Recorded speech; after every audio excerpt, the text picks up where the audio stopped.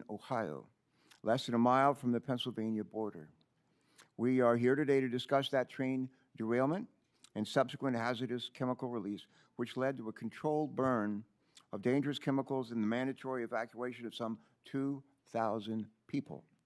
This tragic incident is a reminder of the importance of following the golden rule and treating other people the way we would like to be treated if we were in their shoes. Today's hearing is an opportunity to put ourselves in the shoes of those impacted by this disaster, examine the immediate response, and ensure long-term accountability for the cleanup efforts. It's our responsibility in Congress to answer, one, what went wrong? Two, what do we need to do to fix it? What do we need to do to make sure it never happens again? Every so often, environmental disaster in our country underscores our responsibility to protect public health and our environment. In 1969, I recall seeing news coverage of a train spark that ignited the polluted Cuyahoga River near Cleveland, Ohio, just north of Ohio State, where I was a Navy ROTC midshipman a year earlier. As our nation watched a river engulfed in flames, it served as a wake-up call to better protect communities from hazardous substances and to take responsibility for cleaning up environmental disasters. This movement helped lead to the creation of the Environmental Protection Agency, which has broad bipartisan support, had broad bipartisan support. My hope is that in the aftermath of the disaster in East Palestine, we can come together once again to identify solutions that will protect communities, improve safety, and restore trust. We must work together with our colleagues on other relevant House and Senate committees to strengthen our nation's rail safety regulations, ensure compliance with them, and prevent future incidents like this one from happening again. We also need to make sure that the impacted communities receive the resources and the support that they need. Our existing laws have allowed EPA to identify Norfolk Southern as a responsible party and began to hold the corporation responsible for the costs of the emergency response, as well as for the long-term remediation of this area. We want to hear from our witnesses today whether Norfolk Southern is meeting its obligations, including its moral obligations. In addition, we should note that responding to this disaster is a shared responsibility between different levels of government and Norfolk Southern. And it is imperative for us to ensure that the agencies tasked with responding to disasters like this have the necessary resources that they need to ensure the safety of the air that people breathe, the water they drink, and the soil they use on which to grow crops. It's worth noting that the Biden administration has been on the ground from day one. As we'll hear today, the EPA, working alongside state and local partners, arrived in East Palestine within hours after the derailment and has maintained a presence ever since. In fact, Administrator Regan has visited the area, I'm told, some 3 times already and expects to go back for more. In the wake of the chemical releases, these government entities have worked tirelessly to install air and groundwater monitoring systems, as well as sample the water in the air for toxics and oversee the removal of contaminated soil. Norfolk Southern appears to have cooperated with these orders and has agreed to pay for the environmental cleanup resulting from the derailment. However, the ultimate costs may exceed the immediate cleanup needs. And moreover, an apparent lack of transparency on the part of Norfolk Southern, at least in the early days of the response, has left some members of the community battling with mistrust and looking for answers. We're told that the company's failure to communicate directly includes information given to some first responders who were under the impression that only 1 car would be vented and burned rather than 5. And this miscommunication left first responders scrambling to ensure the public safety requirements of a much, much larger plume. We've also heard from some residents who were told it was safe to return to their homes, but are still experiencing ongoing health problems. Other concerns remain, such as loss of property values and the long-term impacts on the most vulnerable citizens, including children and the elderly. As I said earlier, today presents us with the opportunity to learn from this experience, address misinformation, and gain a better understanding of the long-term plan to protect public health and address the environmental impacts of this disaster. Just as we witnessed an earlier environmental disaster in Ohio 54 years ago that I've alluded to, a new generation of Americans is now waiting to see how their government responds today and in the days to come. This incident may well prove to be a defining moment in their lives as it was in my own. Let's do what's right, not only for the people of East Palestine, but for everyone who believes that those who transport potentially dangerous chemicals must take the necessary steps to protect our people and our one and only planet. And with that, let me turn over the rest of the opening statements here to my ranking member and my partner in so many ways, Senator Capito. Senator Capito. Thank you. Thank you, Mr. Chairman. Thank all of you for being here today. And I'm really pleased that we have the hearing and we have our fellow senators here with us as well. As you said, we're going to discuss the ongoing environmental response to a large-scale chemical spill resulting from a Norfolk Southern train derailment in East Palestine, Ohio, which is 14 miles north of the West Virginia border. Before we go any further, I would like to take this opportunity to thank the emergency responders who were on the scene and less than an hour after the incident was reported and are continuing today to work diligently on our cleanup efforts. Thank you all so much. These kinds of accidents are some of the toughest days for them because these men and women, these are their neighbors. These, in some cases, they're relatives, and certainly their hometown friends. So it weighs on all of us here. This catastrophe upended the lives of thousands of our constituents in states represented today. The residents of East Palestine and other impacted communities, including those in West Virginia, deserve the chance to hear publicly from those involved in and affected by the cleanup efforts. They need to know what progress has been made, the challenges that lay ahead, and what lessons can be learned to improve future responses. From day one, responders across all levels of government, as well as the private sector, have worked around the clock on monitoring and mitigation to keep the public and environment safe. I appreciate EPA and other relevant organizations for providing regular updates to Congress on the status of the response. However, I want to convey to all of you that the public deserved a better level of transparency and much, much sooner. A month after the accident, it's clear to me that EPA's risk communication strategy fell short. In the immediate aftermath of the incident, impacted communities were clamoring for answers. While we're well aware that monitoring efforts and response planning need to be sound, we need to understand why it took so long for the EPA to get accurate data to the public. This is especially true when organizations like the Ohio EPA and the Ohio River Valley Sanitation Commission, better known as ORSENCO, both represented on our panel today, managed to provide data and safety information to the public quicker. That even includes they were distributing EPA data faster than the agency itself was willing to, not only with the public, but also during briefings and conversations with the affected congressional offices. In the absence of adequate transparency to the public, that just opens up a gap for social media, armchair citizen scientists, and political pundits on both sides to fuel false narratives that have further undermined that public confidence in the response to the derailment. With each week passing, the confusion seemed to grow.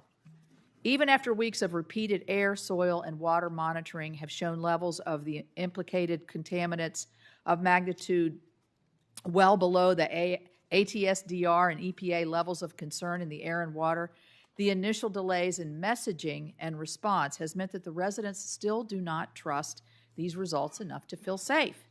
And trust is essential in these situations. That has been made worse, I think, by a lot of the misinformation that we've seen. You can't address fear and mistrust by pointing residents to an EPA website filled with fact sheets and press releases. Risk communications needs to be done in a clear but compassionate, relatable manner right down there where it's happening. So why did it take weeks for the EPA administrator to drink the water he repeatedly told residents was safe? Why did it take almost a month to establish a response center and go door to door to East Palestine families concerned? As a result of early missteps, I believe that we need to keep moving forward here. This committee must get to the bottom of whether EPA has some of the authorities for some of the actions that it's taken on the removal and whether they are serving the best interests of our constituents. So how will EPA approving every shovelful of dirt that is moved benefit safety or expedite the process? These are the questions I'm going to have. How and why is EPA prohibiting contaminated soil and water from leaving the state of Ohio for into qualified destruction facilities? How's that going to improve outcomes? I'm concerned that at least one of the Ohio facilities EPA is now activating for this purpose has a history of Clean Air Act violations and may not be able to sufficiently destroy contaminated soils in a way that assures communities may not be further impacted by emissions resulting from incomplete incineration. So, the EPA has been slow to respond to some of our office's inquiries on the use of PFAS firefighting foams in combating the fire, nor explaining how residues from those foams may be responsible for some of the purported pollution that has made the rounds. The EPA could have also made abundantly clear that Norfolk Southern would be completely liable and that no expense would be spared in the cleanup efforts that's required by the law. Instead, it took weeks for the average American not well versed in the nuances of CERCLA, which is the act that covers this, to receive that assurance. Mr. Shaw from Norfolk Southern will be on our panel, and I look forward to hearing from you on what Norfolk Southern is doing to make things right. But as you know, and as you've stated in your statement, your company will pay for the harm that it has caused and is paying. It will pay for the initial cleanup and likely pay again when the lawsuits from the myriad harms caused begin to come in, though how much will be a matter for the courts. Culpability in this incident and the liabilities that will result are clearly defined in the statutes known as CERCLA, and the liabilities for Norfolk Southern under CERCLA are among the broadest and strictest in any federal law. Before Congress considers any changes to existing laws, we must better understand what has gone wrong with this response so far and what can be done better in the future, but also what went right. So, to the residents of East Palestine and surrounding communities, your Congress hears you. Every American deserves to feel safe in their home and confident that the water that they drink and that the air that they breathe is safe. When something like this happens, God forbid, they should also be able to trust the federal government will be quick, deliberate, transparent, and clear in their response, and that guilty parties will be held responsible. I believe the environmental laws on the book are up to the task. So what has gone wrong? What has gone right? That's what we're here to talk about today. Thank you. Thank you very much. And let me now recognize Senator Jeff Merkley. Jeff is the chairman of the Subcommittee on Chemical Safety, Waste Management, Environmental Justice, and Regulatory Oversight. And we'll recognize him for his statement. Jeff, you're recognized. Thank you very much, Chairman Carper and Ranking Member Capito, for today's hearing. As chair of the Chemical Safety Subcommittee, it's absolutely critical we examine the impacts to public health and well-being of the people of East Palestine following this disastrous derailment of a Norfolk Southern freight train that was carrying tons of toxic and hazardous materials and certainly the impact coming from the plumes of smoke that burned for over 2 days.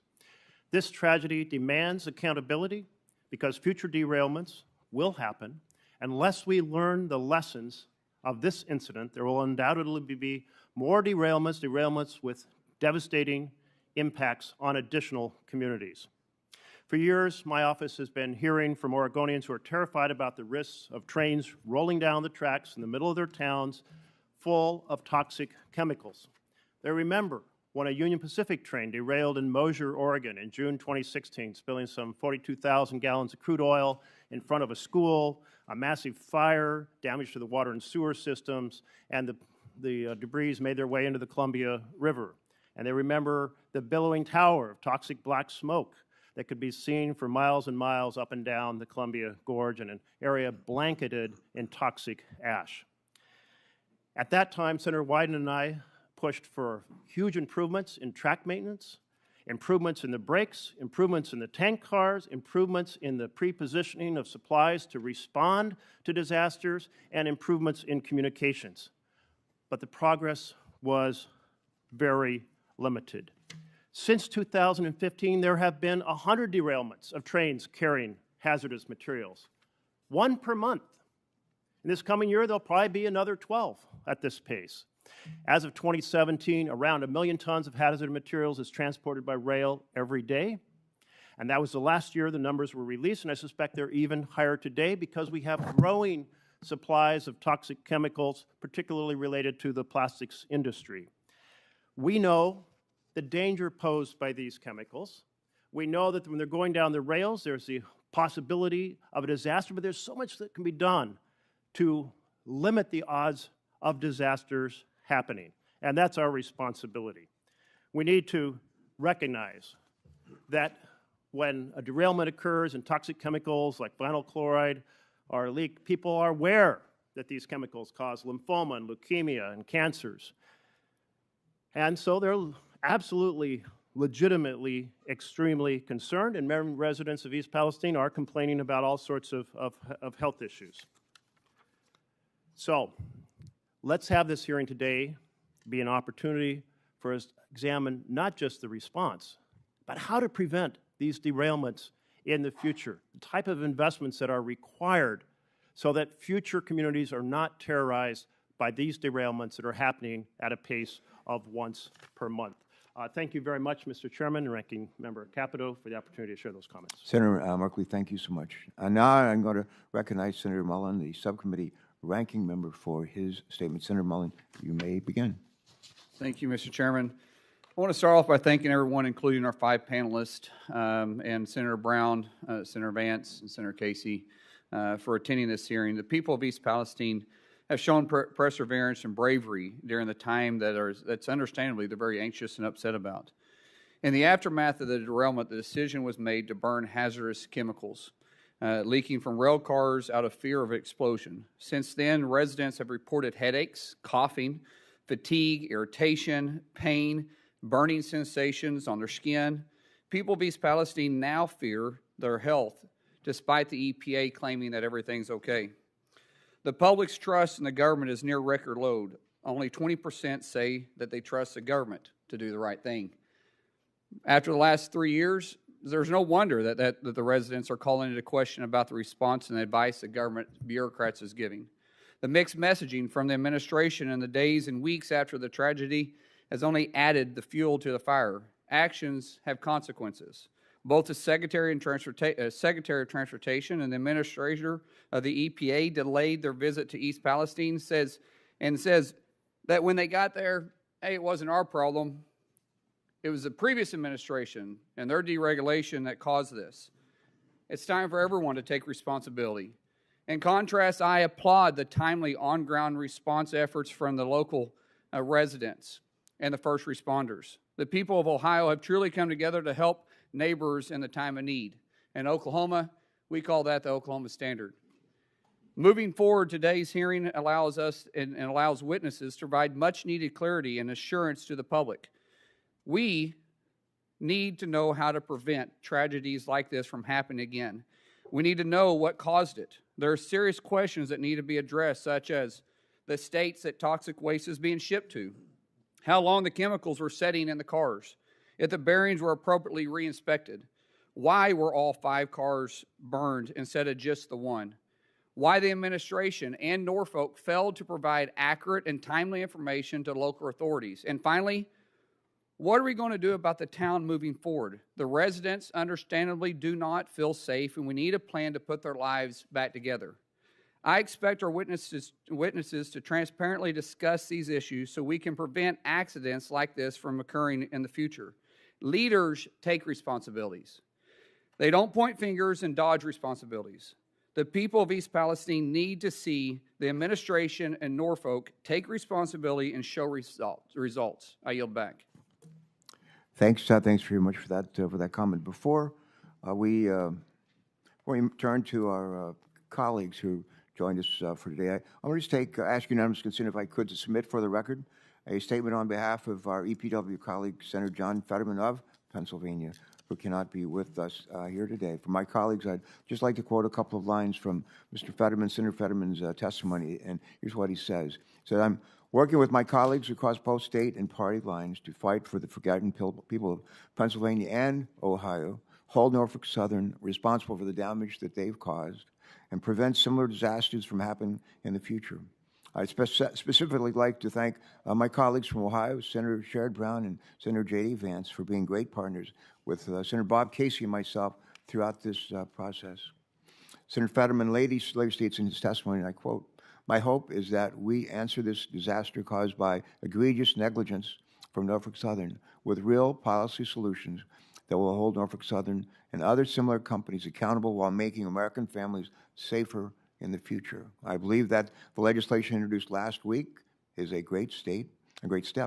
And I look forward to getting some answers today and continue to work with my colleagues to get Pennsylvanians and Ohio's alike the resources that they need. And that's cool. That's his statement. We thank him for it. We now turn to our colleagues who joined us here today. First, I want to recognize Senator Bob Casey. Senator Casey from Pennsylvania, you're welcome to proceed when you are ready. Please proceed.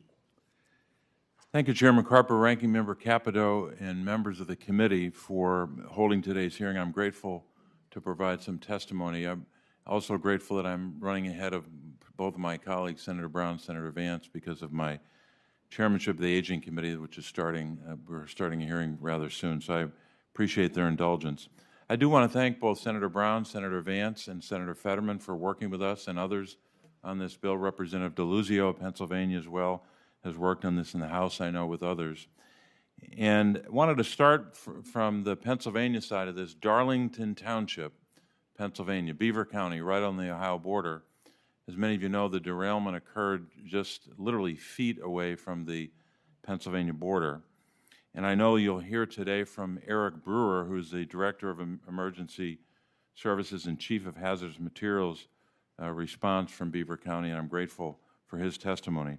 I'll just quote maybe three people. That's all I'll do in the interest of brevity. The first is Police Officer Dan Frederick about his experiences on the ground that night, and I'm quoting him. As a first responder, particularly as a police officer, we all know and understand the risks that come with our line of work. However, we usually know or have an idea of when something or someone can kill us. When I left my two boys and wife to respond to the, quote, hot zone, I was expecting to be informed of exactly what was on the train and the potential health hazards. To say I was scared the night of the derailment is an understatement, unquote. I've also heard from residents about their fear of long-term health impacts and the safety of their families and communities moving forward. Jenny Santana of Darlington Township said, and I quote, "I want to know it's safe to stay here. All the people deserve honest answers, and nobody's getting them. If it were your children and your children's lives in question, how far away would be safe? Please hold them accountable and make them help us," unquote. Farmers in the region, I've heard, and I know my colleagues have heard the same, are concerned as well. They want help from the Department of Agriculture. They want certainty that their crops and their livestock are safe and free from contamination, and that the food supply and their livelihoods are safe. Farmer and Darlington Township Chair Mike Carrion said, quote, we along with countless other local agricultural producers have years invested in telling our stories and developing relationships with our customers. The stories of working in harmony with nature to produce a superior product. This story was ripped to pieces on the day of the derailment. It's now our responsibility to do damage control for Norfolk Southern's negligence while absorbing revenue loss of canceled orders. The economics of our industry is very emotionally driven. Emotions are now being driven by perception and lack of information. We need testing. We need factual information. We needed this yesterday, and we're still not seeing that response, unquote. So these residents are scared, particularly the potential exposure that could lead to health impacts for themselves and their families for years. And we do have a response, at least for the future. We have a lot of work to do in the near term, but the future has to be about passing the Railway Safety Act that Senator Brown, Senator Vance, Senator Fetterman, and I and others are leading. It's bipartisan. That never happens around here on big bills, or rarely, I should say. It would be a good start by Norfolk Southern to tell us today, in addition to what more they're going to do for the people of Ohio and Pennsylvania, tell us today that they support the bill. That would help. If a major rail company said, we support these reforms and will help you pass this bill. So that's what I think the people of both states deserve. And Mr. Chairman, thank you for this time, and I'm grateful to be first in line. Thanks very much. Thank you very, very much, Senator Casey. Next, we're going to hear from Senator Jared Brown from Ohio. Mr. Chairman, Mr. Chair, thank you, and Ranking Member Capito, thank you, and Senator Merkley and Senator Mullen, thank you all for your thoughtful reflections and comments. I want to recognize Ohioans this morning, Ann Vogel with the Ohio EPA, who has been on site many times, including, I believe, every time I've been there, and the residents of East Palestine who made the trip, mothers who talked about what this means to their family. They represent Ohioans in this tight-knit town in Columbiana County, which once made 80% of the ceramics in this country, tableware. They produced 80% for the whole country in this community. They've seen their jobs move overseas where companies pay workers less. That's been the story of far too many places in our states. It's the kind of community that's so often forgotten or exploited by corporate America. Now these Ohioans are worried about whether their water is safe to drink, the air is safe to breathe, whether their kids will get sick, whether their crops are contaminated, whether they'll still be able to do business and attract investment to the community. Like Senator Vance, in my visits to East Palestine, I've talked with residents, Mayor Conway, Fire Chief Drabick, business owners, parents. I've heard their fears for what this means for their town and fears for the future. All because a big corporation, Norfolk Southern, chose to invest much of its massive profits in making its executives and shareholders wealthy at the expense of Ohio communities along its rail tracks. East Palestine, Steubenville, Sandusky, and just a week ago, Springfield. The company followed the Wall Street business model. Boost profits by cutting costs at all costs. The consequences for places like East Palestine be damned. In 10 years, Norfolk Southern eliminated 38% of its workforce. Think of that. In a decade, they cut more than a third of their jobs. We've seen what the company did with their massive profits. Norfolk Southern spent $3.4 billion on stock buybacks last year, and we're planning to do even more this year. That's money that could have gone to hiring inspectors, to putting more hot box detectors along its rail lines, to having more workers available to repair cars and repair tracks. Norfolk Southern's profits have gone up and up and up, and look what happened. The NTSB is conducting a special investigation in Norfolk Southern and its culture, investigating 5 significant accidents since December of 2021, including 3 accidents that resulted in the death of a Norfolk Southern employee. If Norfolk Southern had paid a little more attention to safety and a little less attention to its profits, it cared a little more about the Ohioans along its tracks and a little less about its executives and shareholders, these accidents would not have been as bad or maybe not happened at all. Just this week in Cleveland, a Norfolk Southern conductor and BLT union member was killed on the job. Louis Schuster was the proud father of a 16-year-old son. It's Norfolk Southern's responsibility to keep its workers safe on the job, but this company has failed to do its job over and over and over. When I talk with Ohioans about what they want to see from this company in response to the disaster in East Palestine, I hear 2 things. First, Norfolk Southern must pay the money for every cent of the cleanup, as you've all said. Every water test, every hotel room, every bottle of water, every hospital bill. If an Ohioan comes down sick, Ohioan is sick because of the contaminants, next week, next year, for the next several years. We know this company can afford it. My colleague, Senator Vance, and I, and our Ohio delegation members of both parties have come together to make these demands of Norfolk Southern. Today, Ohioans expect to hear a firm commitment from this company's CEO that it will pay whatever it costs for as long as it takes to make this community whole. Second, Ohioans want assurances, as I think you all do, that this will not happen again. They have every right to be scared. On Saturday evening, just a month after the company's disaster in East Palestine, another Norfolk Southern train derailed in Springfield, Ohio. This time, the cars that derailed weren't carrying hazardous chemicals, but other cars on that 200-plus car train were. The only thing that saved Ohioans from another disaster was luck, but we need more than that. That's why Senator Vance and I have come together to introduce our Bipartisan Railway Safety Act to make trains safer as they go through community after community. It shouldn't take a train derailment for elected officials to put partisanship aside and work together for the people whom we serve, not corporations like Norfolk Southern. Lobbyists for the rail companies have spent years fighting every effort to strengthen rules to make our trains and our rail lines safer. Now Ohioans are paying the price. If this company is serious in its commitment to preventing more East Palestines in Ohio and across the country, I hope today that Mr. Shaw, as Senator Casey said so emphatically, I hope today Mr. Shaw will endorse our common sense bipartisan plan. Senator Vance and I come from different parties, different philosophies, but on this, we've come together for the people of our state, and I appreciate his work on this. The response to this crisis has been far too partisan, as Senator Mullen said. Today is an opportunity to change that. Senator Vance and I are listening to the same Ohioans in this community. We both made numerous trips there. People who feel like they have no way to stand up to a company like Norfolk Southern and are worried about what will happen when the cameras pack up and leave that Columbiana County community. These communities have been abandoned too many times before. My job, our job, is to hear their voice and to demand corporate accountability to bring this town back to the vibrant community we know that it can be again. Thank you, Mr. Chair. Thank you, Senator Brown. And lastly, we want to recognize Senator J. D. Vance. Senator Vance, you may begin. Great, thank you. So I want to start by acknowledging the people of East Palestine and Ann at the Ohio EPA who's done a great job on this tragedy, and just say that I think that our leadership, our media, and our politicians were slow to respond to this crisis, in part because a certain segment of our leadership feels like the people of East Palestine are a little out of style.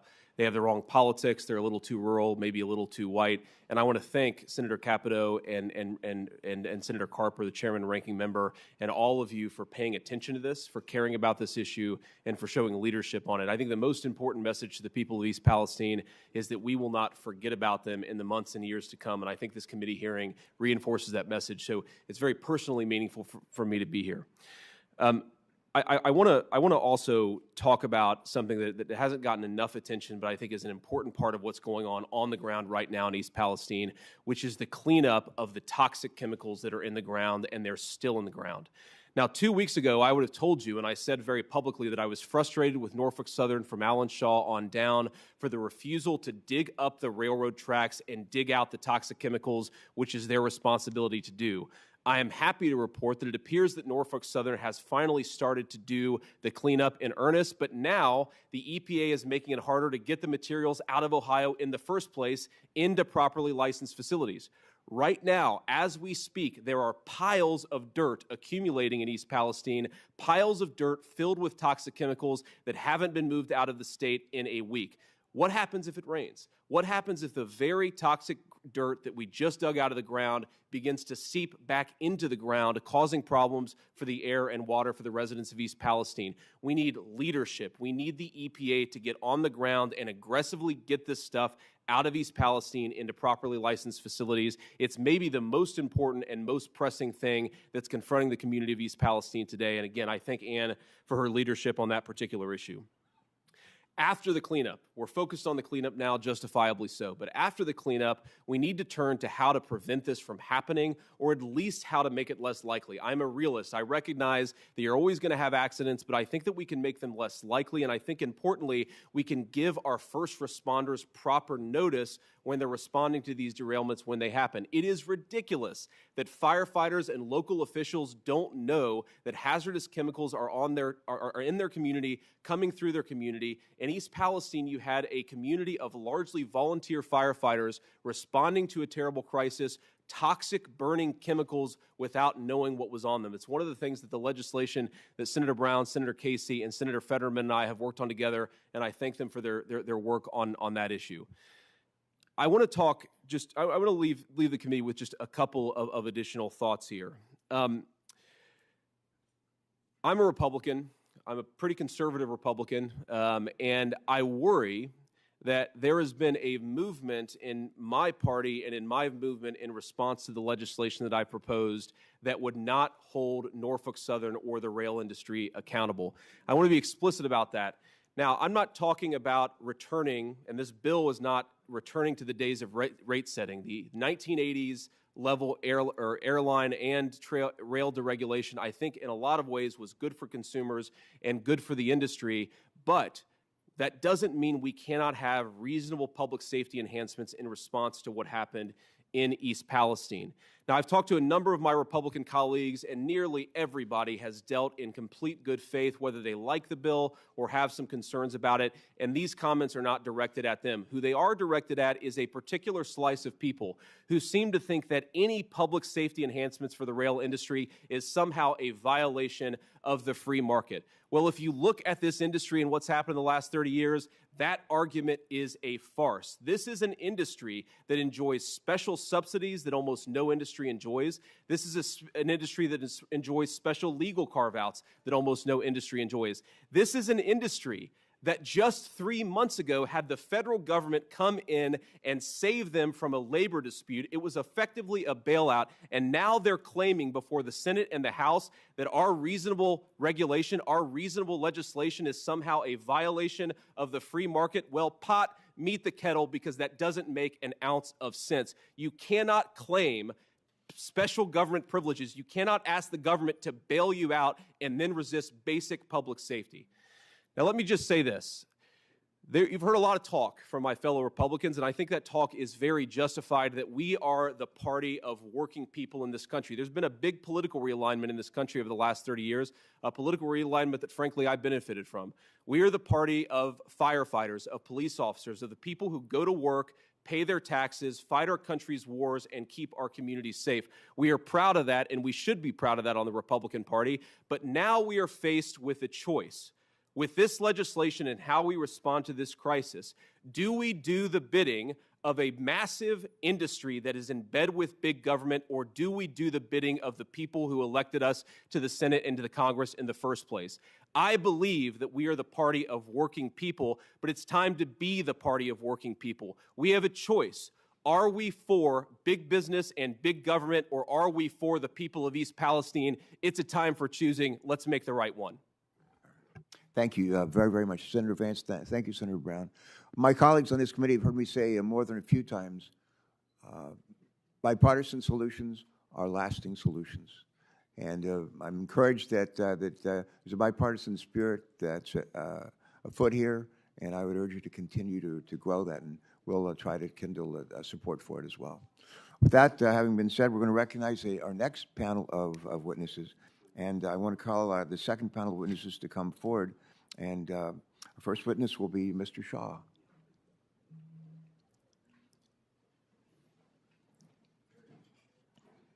In addition to Mr. Shaw, we will be hearing from Deborah Shore, the Regional Administrator for Region 5 of the Environmental Protection Agency.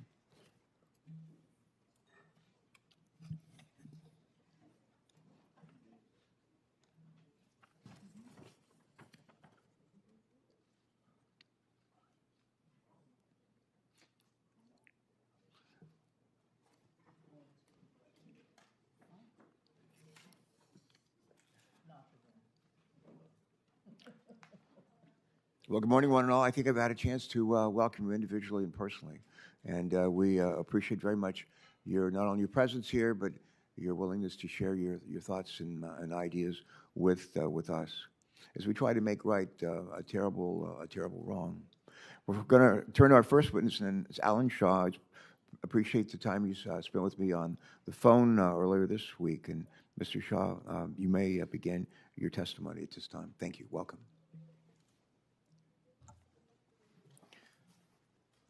Good morning, Chairman Carper, Ranking Member Capito, and distinguished members of the committee. I appreciate the opportunity to testify before you today. My name is Alan Shaw, and I've been President and CEO of Norfolk Southern since May of 2022.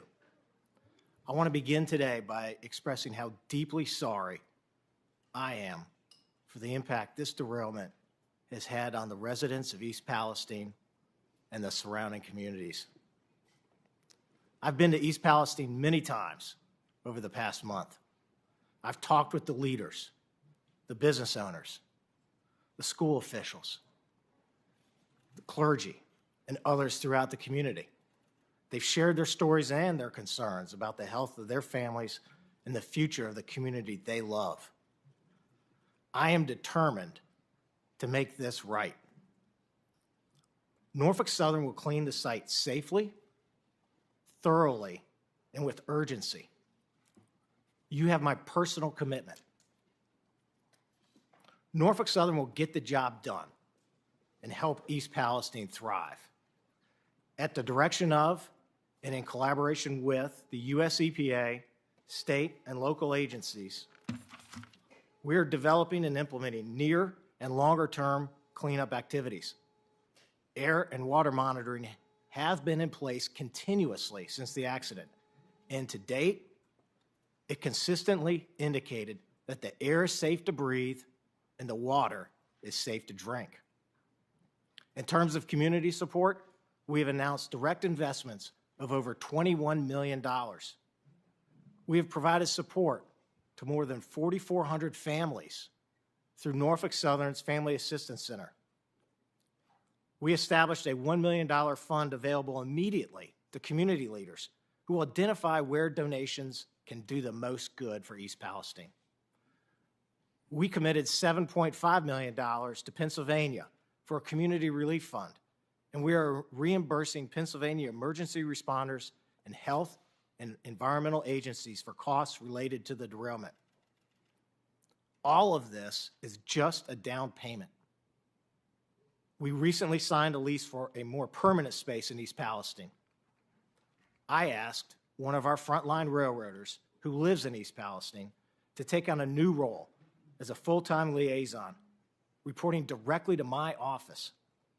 He is advocating for the community in my office and overseeing distribution of another $1 million. We will be in the community for as long as it takes. To be clear, there are no strings attached to our assistance. If residents have a concern, we want them to come talk to us. Our website, nsmakingitright.com, provides the latest information and details on how to reach us. We have been cooperating fully with the NTSB's investigation into the cause of the derailment. The preliminary report found that the Norfolk Southern crew was operating the train below the speed limit and in an approved manner. Yet it is clear the safety mechanisms in place were not enough. As the NTSB continues its work, we are not waiting to act. Shortly after the derailment, I instructed my team to look at steps we could take to improve safety immediately. And we have announced a number of initiatives to do just that. These steps are just the start, and we look forward to working with policymakers and industry on others. We're also going to make our safety culture the best in the industry. The events of the last month are not who we are as a company. When I began my tenure as CEO 10 months ago, I spent hours in crew rooms all over our 22-state network, thanking our frontline railroaders and asking them for their advice. They are proud of the important work they do for the U.S. economy and take safety seriously. I'm going to make sure they've got the right training, the right processes, the right equipment, and the right technology. You have my commitment on that. Since becoming CEO, I have dedicated our company to charting a new course in the industry. I intend to continue working with industry stakeholders, including railcar owners, lessors, shippers, and other railroads, to make industry-wide safety improvements. It's going to take all of us, and Norfolk Southern is eager to lead that effort.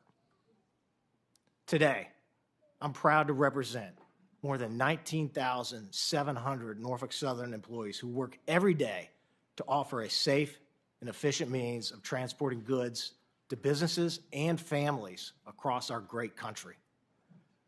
When Norfolk Southern is successful, it is because our craft railroaders are getting the job done for our customers and the U.S. economy. Thank you again for the opportunity to appear before you today. I look forward to your questions.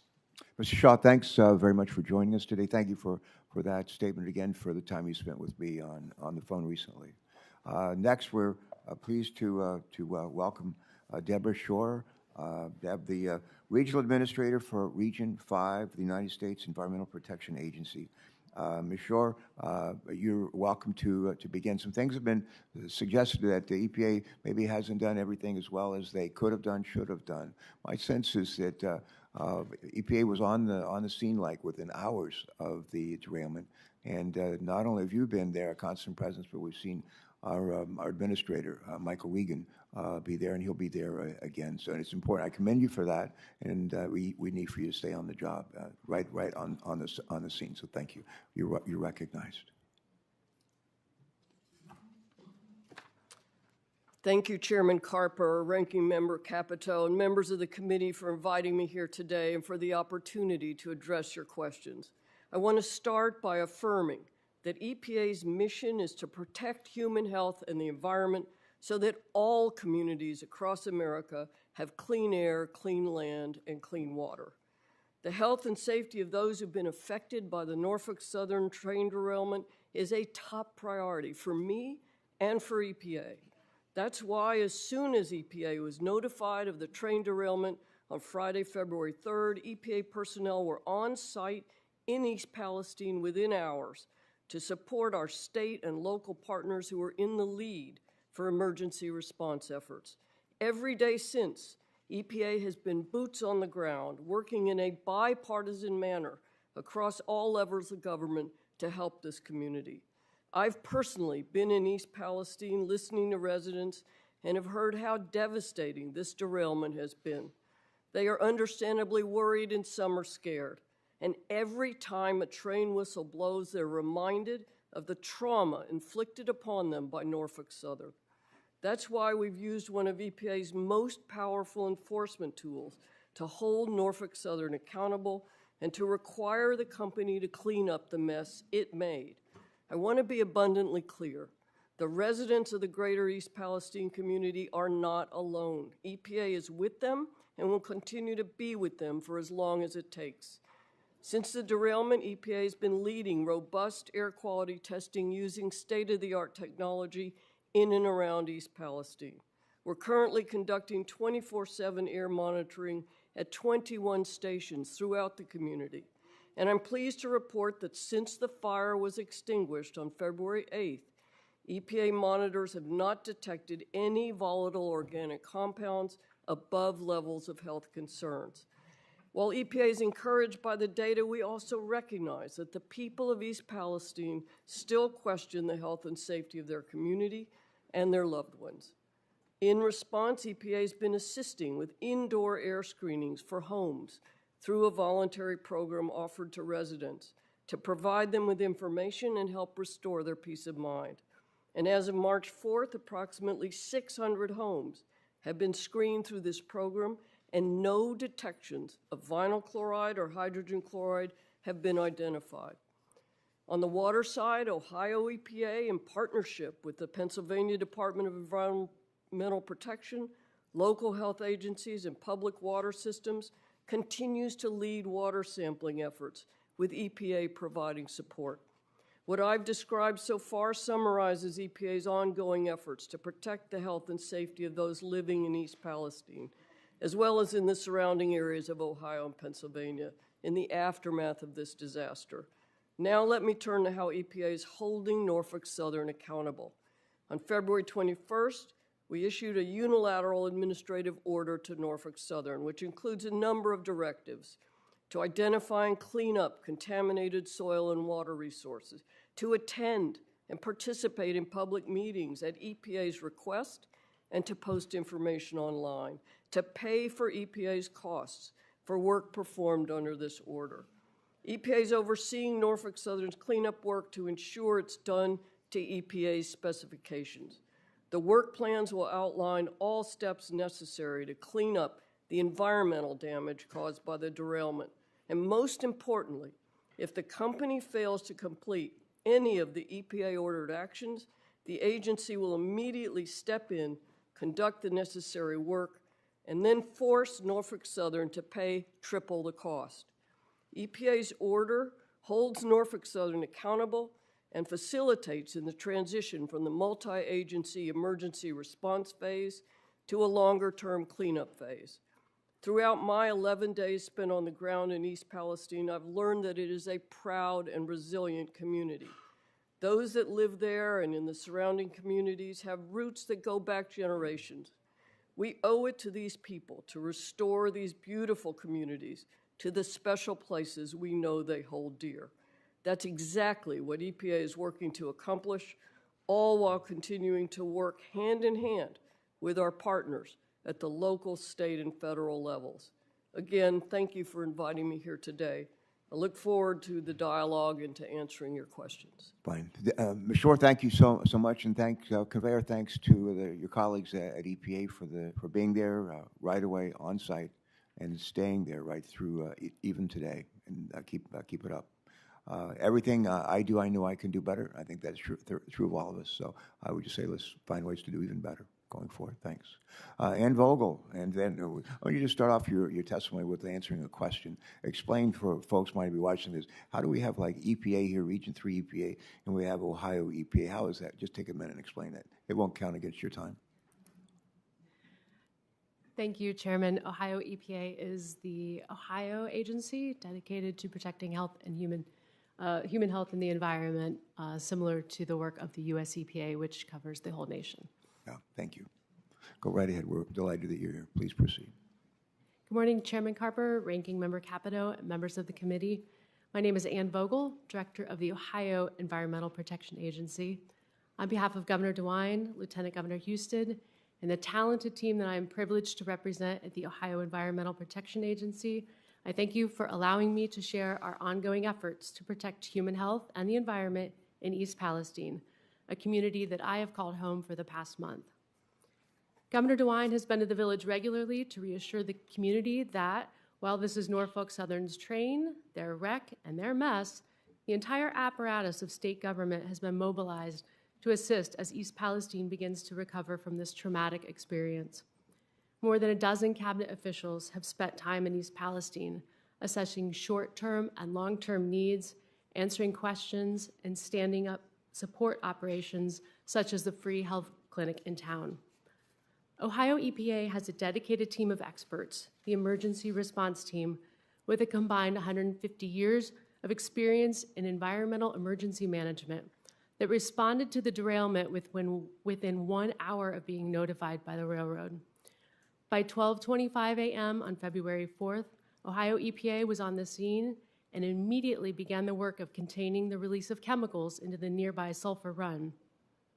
We have worked around the clock since that day to oversee removal of the gross contamination from the creeks in the immediate derailment area. Ohio EPA's oversight also includes ensuring the safety of residents served by the municipal water system in East Palestine.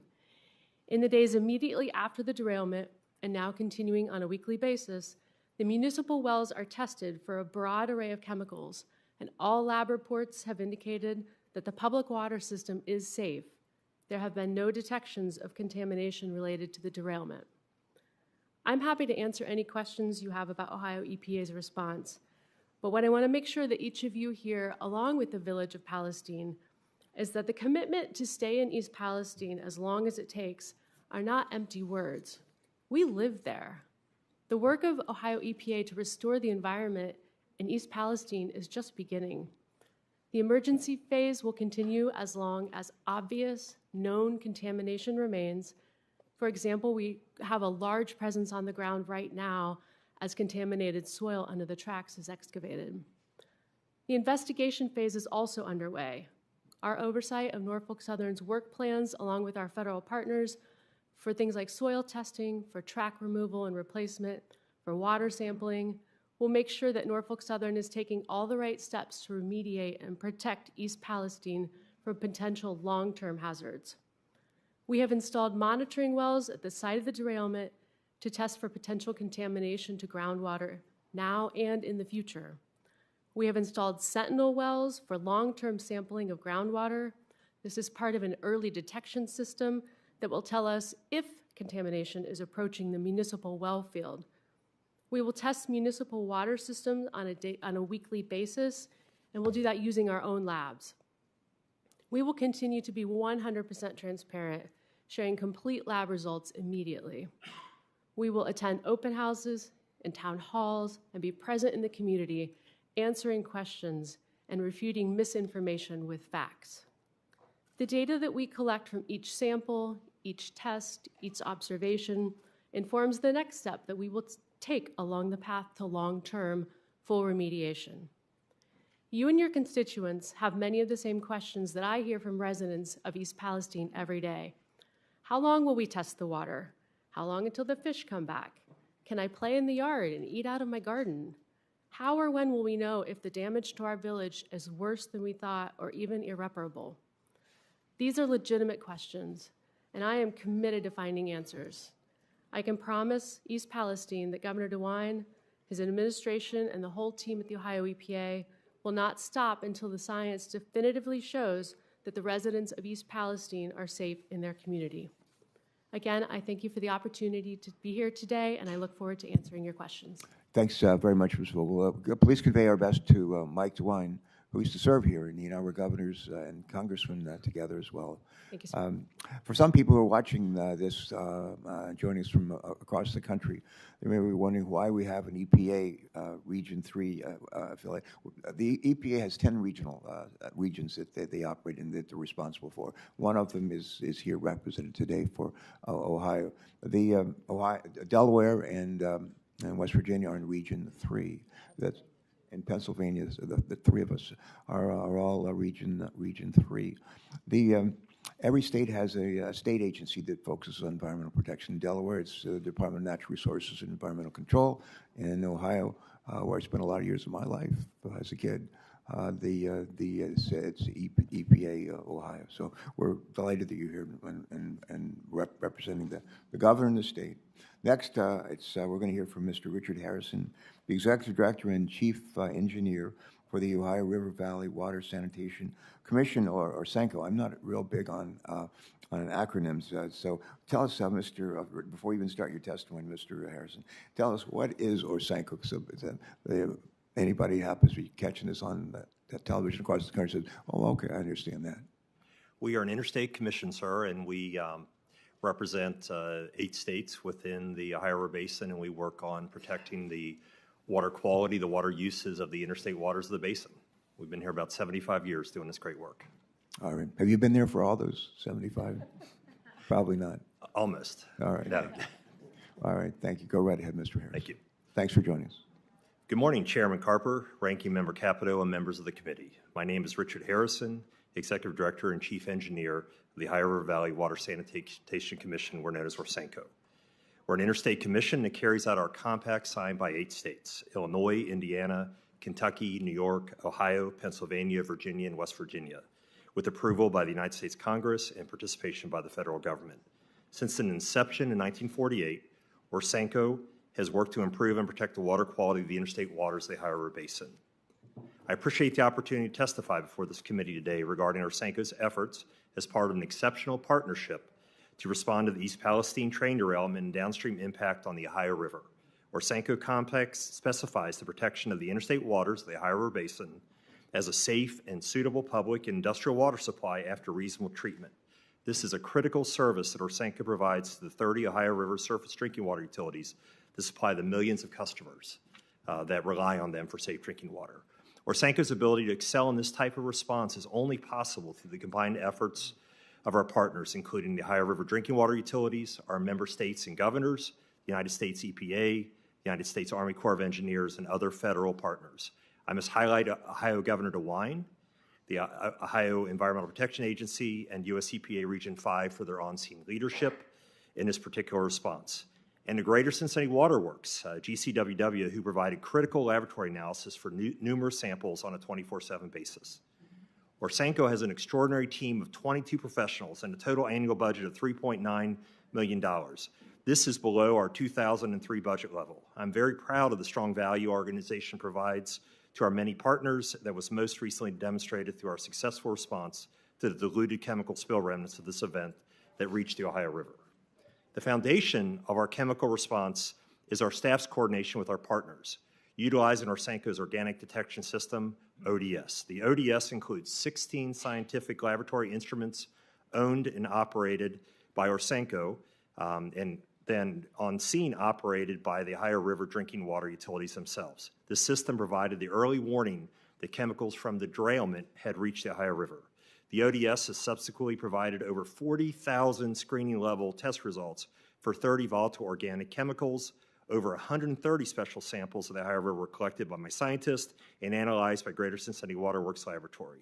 The proximity of the leading edge of the diluted spill remnants was tracked by Orsenco's time of travel computer model and confirmed by daily sampling completed by our scientists. This information proved invaluable to our partners.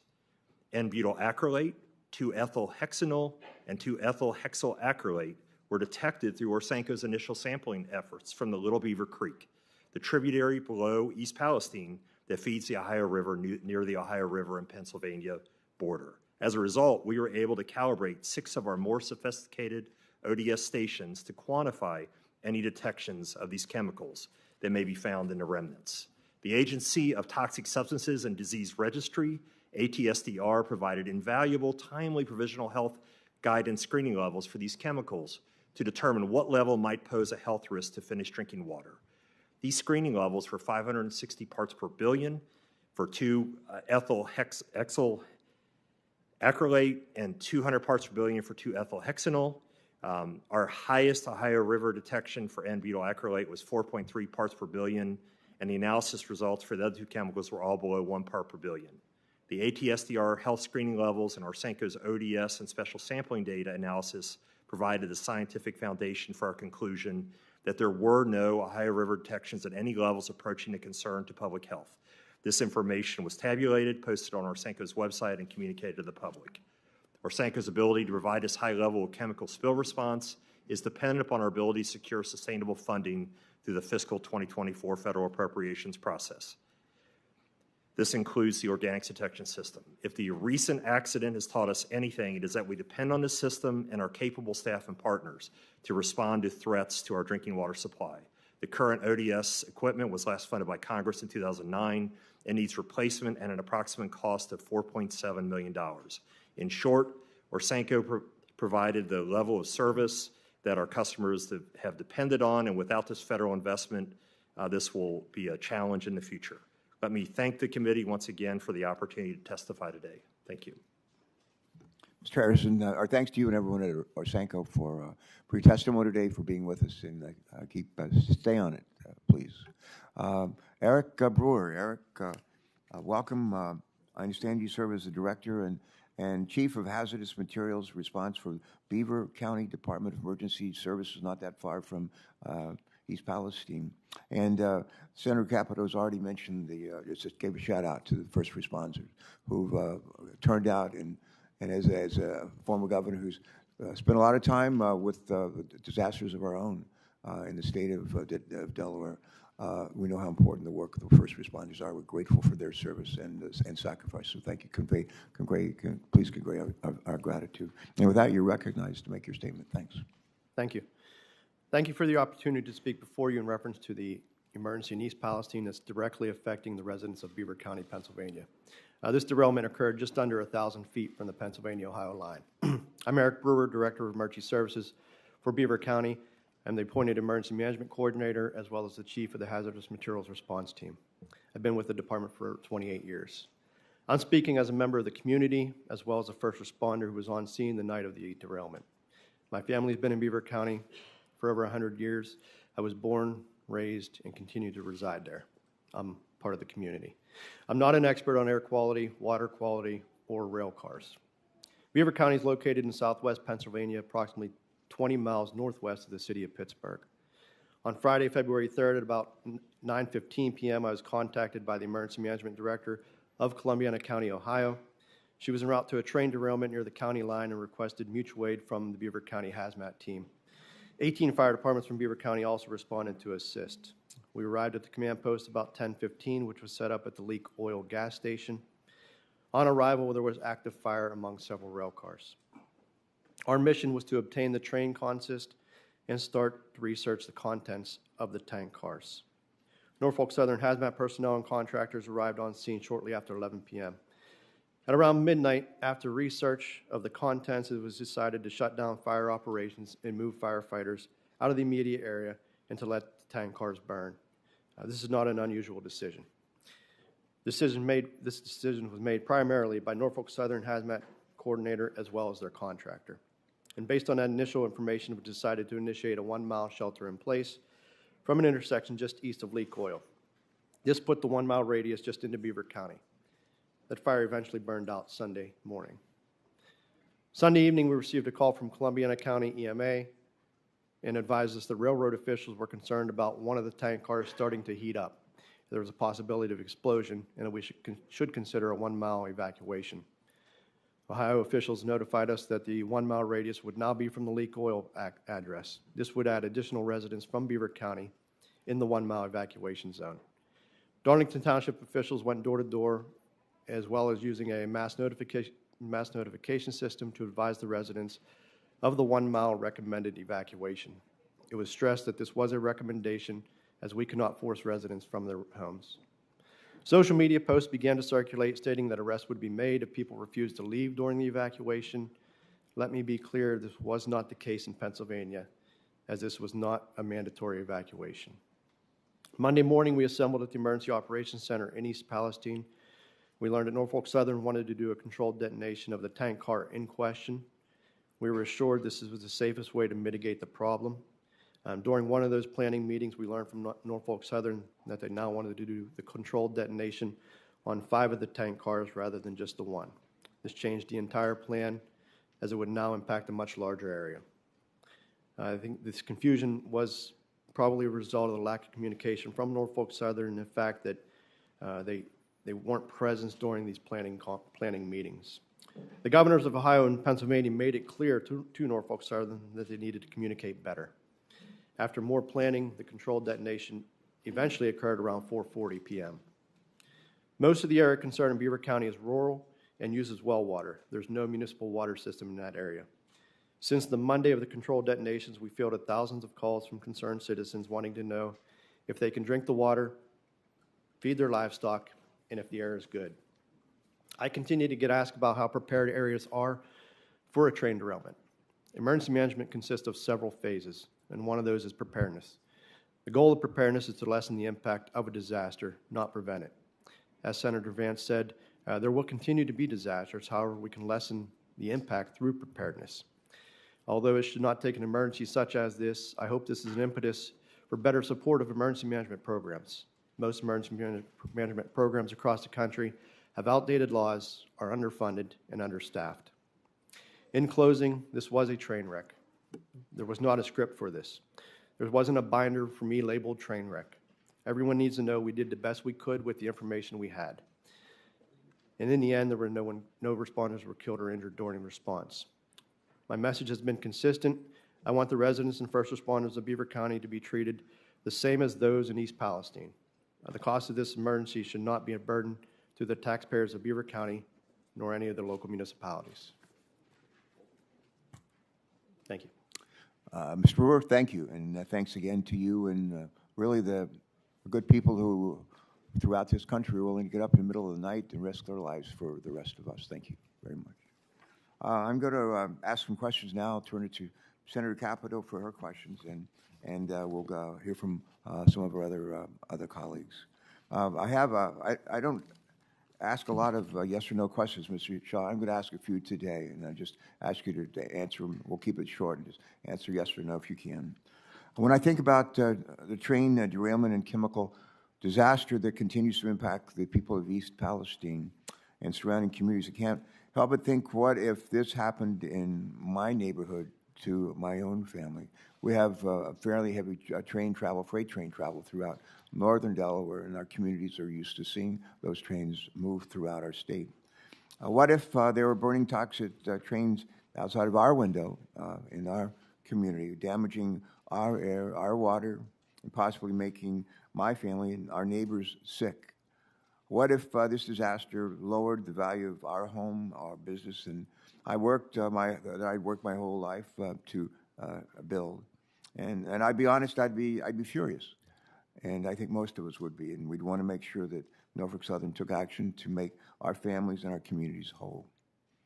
My first question is to you are just simple yes or no questions. I got 3 of them, and I think the Americans, if they were here, if they get them all in this room, a lot of them would ask the same questions if this happened in their towns. Yes or no, will you commit that Norfolk Southern will be there for as long as it takes to make East Palestine, Ohio, Darlington Township in Pennsylvania, and the surrounding communities whole from this disaster? Yes or no?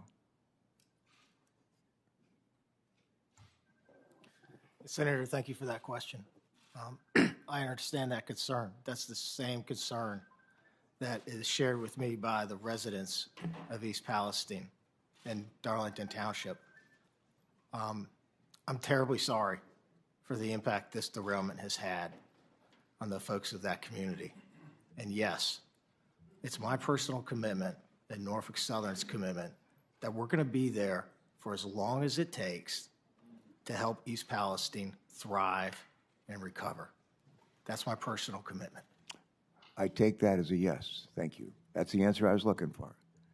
Next question. Will you commit that Norfolk Southern will compensate the people in these communities for possible long-term medical costs and economic damages resulting from this disaster? Yes or no, please. Senator, we're committed to doing what's right for the folks of East Palestine and the community. That's been my personal commitment since the day after this happened. I pulled my team together and I told my team, we are going to do more than less with the environmental cleanup, and we're going to do more than less with the citizens of East Palestine.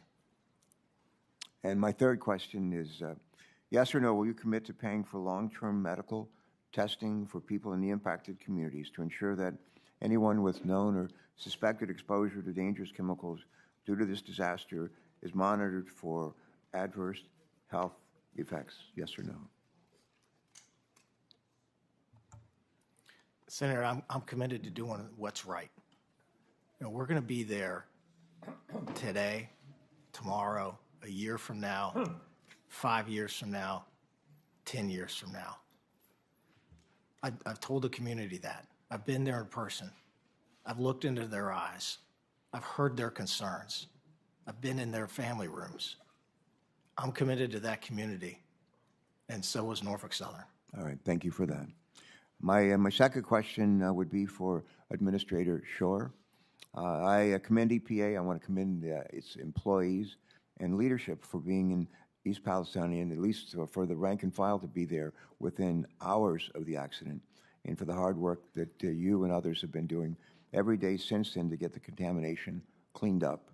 I also commend the EPA for continuing to listen and respond to the community's concerns, including adapting the monitoring and sampling to ensure that any adverse environmental impacts and possible significant health effects from this disaster are known and addressed. Administrator Regan's level of personal involvement here is, I believe, unprecedented in anything that I've seen in my experience. My question. So I think I know the answer, but I will ask you the same thing I asked Mr. Shaw, and that is, do you commit that EPA will be there for as long as it takes to protect the public health and environment of the impacted communities?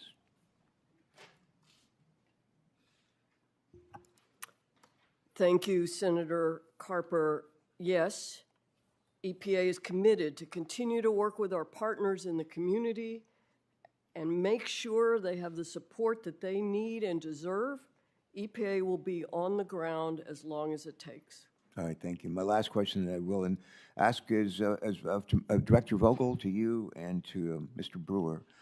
Before this hearing, I had the opportunity to speak with several of the officials involved in the response to this incident, including governors of Ohio and Pennsylvania. Governor Shapiro shared with me a letter they had sent to Norfolk Southern on February 14, 2023. The letter asserts that Norfolk Southern did not communicate well with state and local agencies in the early days of the response, which led to confusion as well as concerns that alternative options for safely removing the chemicals were not adequately considered. In your experience, did you receive the information that you needed from Norfolk Southern to adequately make decisions relating to protecting public health and safety?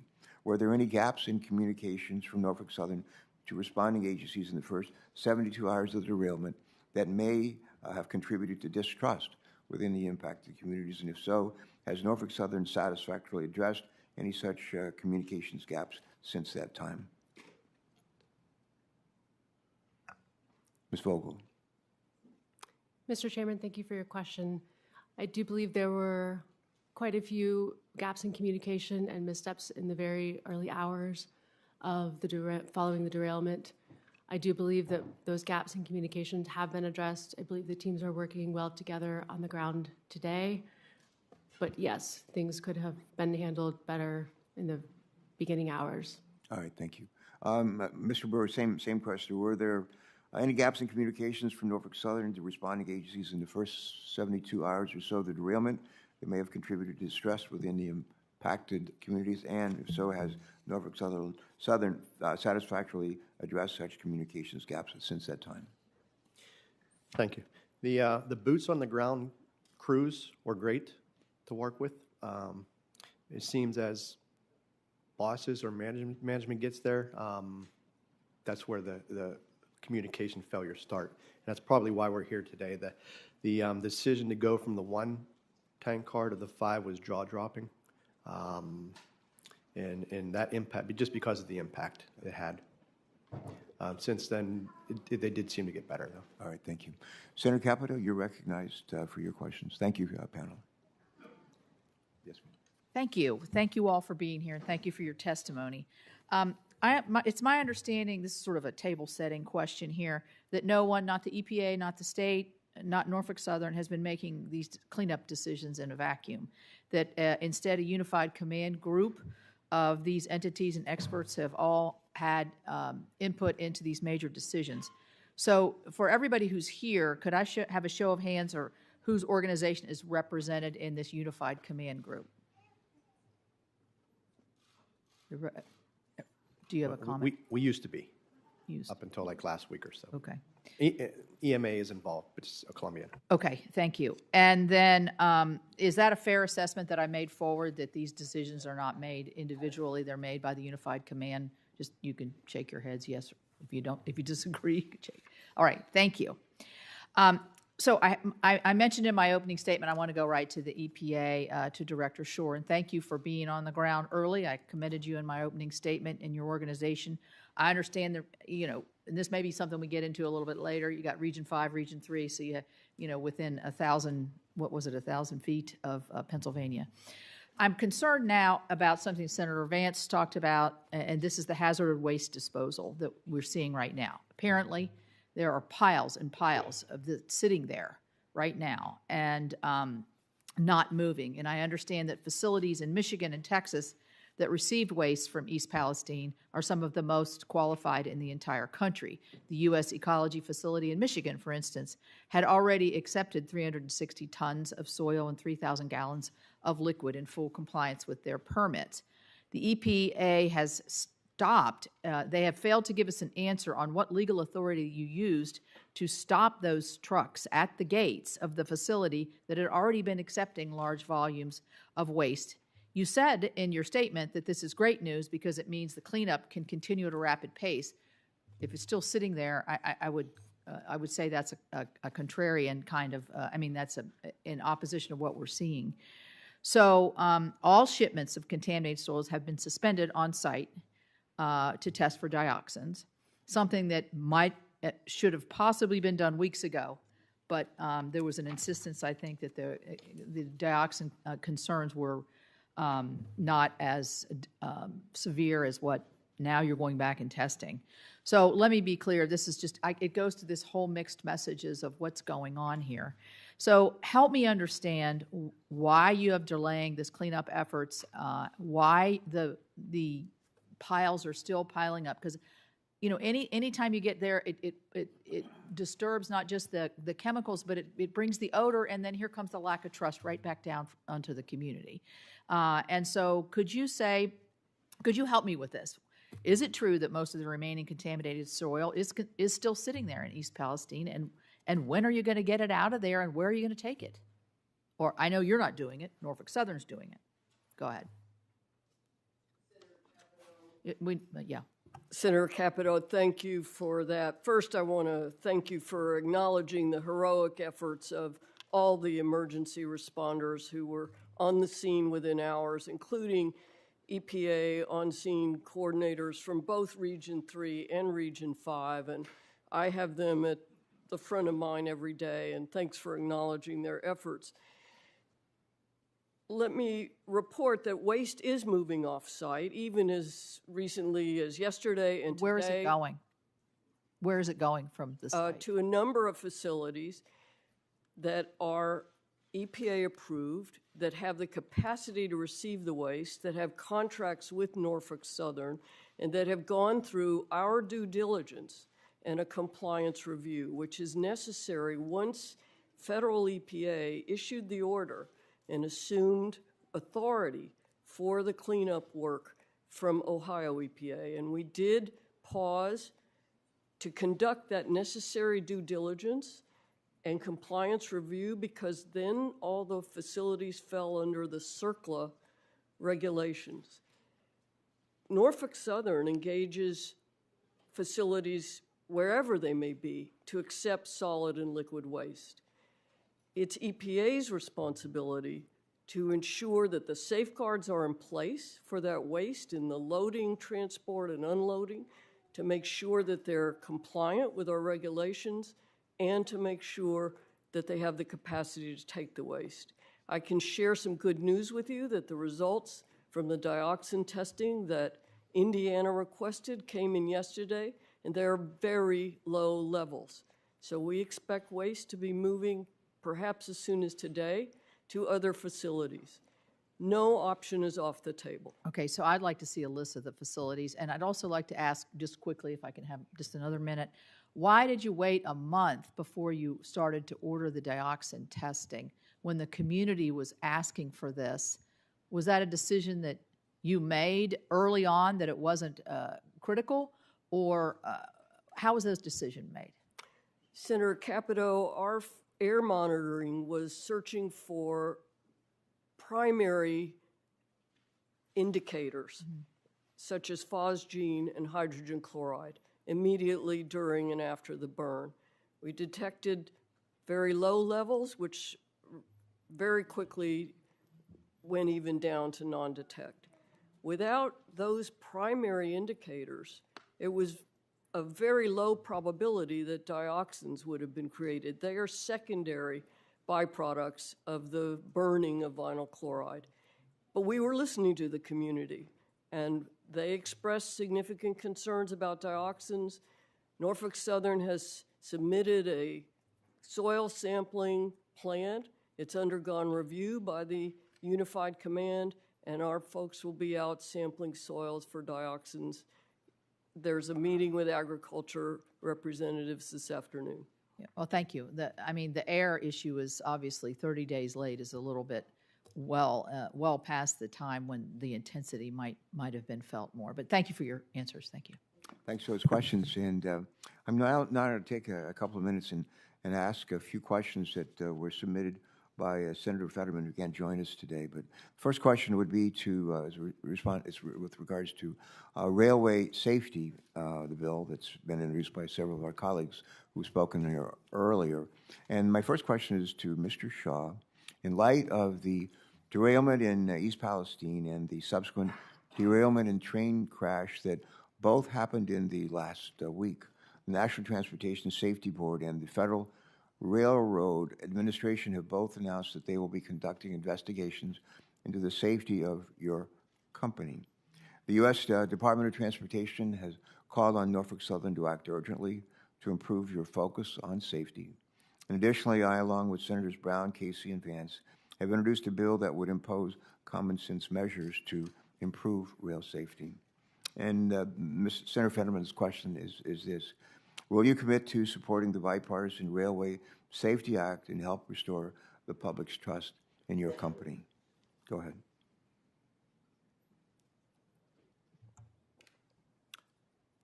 Senator, thank you for that question. We are committed to the legislative intent to make rail safer. Norfolk Southern runs a safe railroad, and it's my commitment to improve that safety and make our safety culture the best in the industry. Just last year, derailments on Norfolk Southern were the lowest they had been in the last 10 years. And our personal injury rate is amongst the lowest in the industry. As you and I spoke about yesterday, we can always get better. And that is my intent, is to continue to invest and continue to improve. All right, thank you. Let me say, as a follow-up from Senator Fetterman, he'd like for me to ask you, if you don't support the bill in its entirety, are there specific provisions of the Bipartisan Rail Safety Act that Norfolk Southern could support?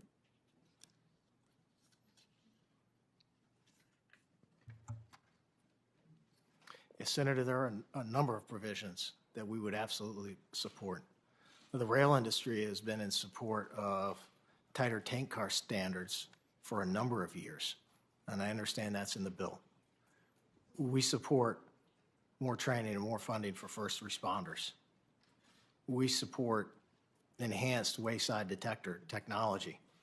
And in fact, Norfolk Southern is leading the industry in a number of ways. You saw just this week a 6-point safety plan that included a number of issues in which we're implementing immediately to improve safety, including installing more wayside detectors. The first one was installed yesterday outside of East Palestine. All right, thank you. Another question for you, Mr. Shaw. One more question from Senator Fetterman. His staff has heard from local officials in Darlington Township that Norfolk Southern began giving inconvenience, that's in a quote, inconvenience stipends to individuals with an East Palestine zip code. After requests from Darlington, Beaver County, Senator Fetterman, along with Senator Casey and Congressman Delosio, Norfolk Southern extended the inconvenience stipend, but it's still not clear how wide that area covers. And Senator Fetterman asked, can you please clarify whether Pennsylvanians who left their homes after the derailment are entitled to this financial assistance from Norfolk Southern? Yes, thank you for that question. I'm, again, terribly sorry for the impact and the disruption that this has had on the local communities. I am proud of the fact that Norfolk Southern had established a family assistance center within 24 hours of the derailment. And we've assisted well over 4,400 families, including families from Pennsylvania.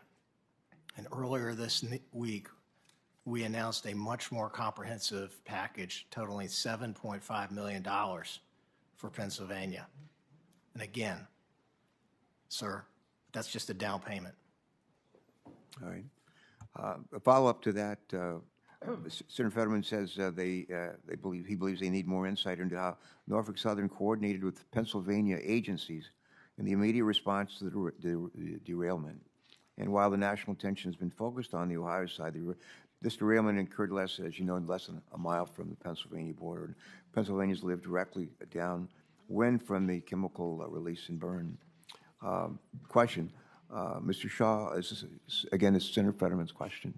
Why weren't the Pennsylvania Emergency Management Agency and Pennsylvania Department of Environmental Protection contacted until hours after the derailment? And is there a process in place to notify the relevant state agencies when a derailment of train cars containing hazardous materials occurs? If so, why hasn't this process been followed in this instance?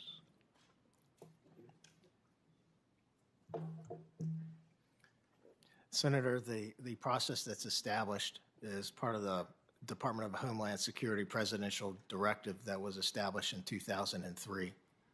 My understanding is Norfolk Southern immediately contacted the National Response Center, which then contacted applicable federal, state, and local authorities. All right. Now we're going to turn to Senator Mullen for his questions. Thank you, for those Chairman. responses. Thank you so much for being here. And I'm going to add to Senator Capito's question to Ms. Shaw, to Ms. Shore. I'm going to ask Mr. Shaw, would you speak to the fact that the waste is being disposed at a facility 17 miles from East Palestine? I'm sorry, Senator. Could you repeat the question? Well, we've got reports that East Liverpool in Ohio is receiving this waste from East Palestine that has been disposed of. Is that accurate? Senator, standing here today, I don't know if that's accurate as of this time. So do you know where the waste is going to then? It is, we're in the process of working with the EPA on a number of facilities. But we haven't identified where it's moving to yet. Senator, we're in the process of working with the EPA on a number of facilities that. I understand that. I get you're in the process, but we haven't identified a place for this to be removed to yet. Is that accurate? Senator, I want to make sure I give you the most accurate. I get that. Yeah, I'm just saying, is it accurate that we don't have a spot yet for it? Senator, we are moving some off-site. Where's it moving to? I'm happy to give you a list of those facilities. Could you do that for us, please? I appreciate that. Mr. Shaw, when the vent and burn process was being made, who made those decisions, and what was other considerations other than just burning it and letting the material burn off? Thank you for that question. The only consideration, Senator, was the safety and health of the community. And that decision was made by unified command under the direction of the incident commander. Who's that? The incident commander was Fire Chief Drabeck. Norfolk Southern was a part of unified command. So who owns the car? Who actually owned the rail car or the material in it? The rail car in question are tank cars, of which no railroad owns. Okay, were they considered in this decision making? Are they responsible for the content of it and the car itself, for the maintenance and the material in it? Isn't that correct?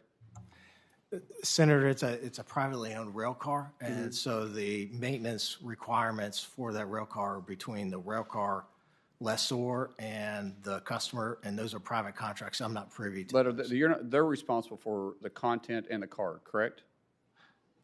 Making sure it's operating properly? Yes, sir. Okay, were they considered in this decision making? Considering it was their car, their design, their responsibility, were they part of that decision making on being able to vent it and burn it? Senator, the customer provided input.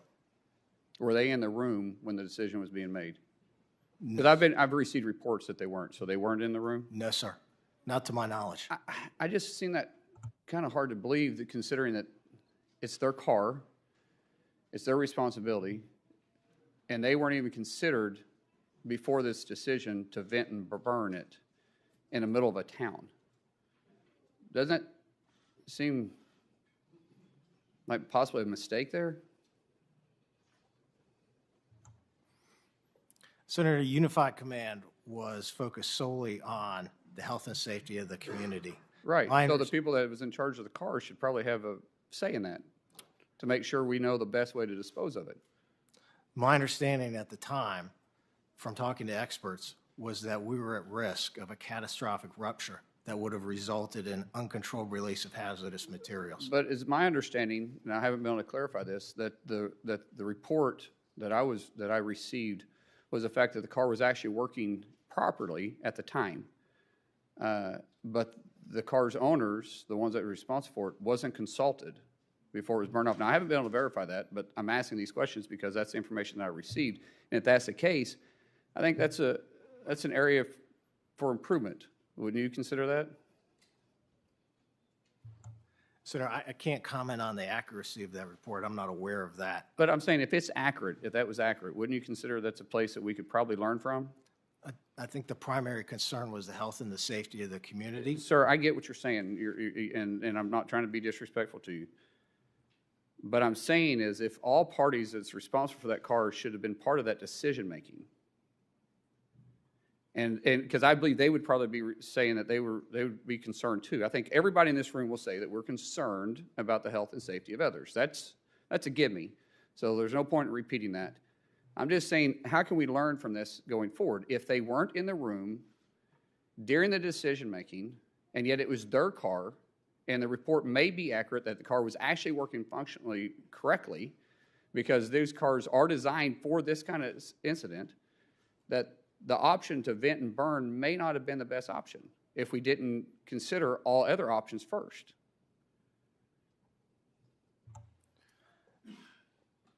Senator, I understand that. The experts on the ground who were there were very concerned about the pressure in a car. Right. We also noted that other cars had been in a pool fire, and their Unified Command was aware that there was a concern for a catastrophic explosion that would shoot VCM gas and shrapnel. I hear you. We're just talking in circles here. Chairman, what I'm trying to get to is the fact that if this car was designed by someone else, And if this car was owned by somebody else and the function of that car was designed by somebody else and was responsible by somebody else, then how do we know that the car wasn't working properly to begin with?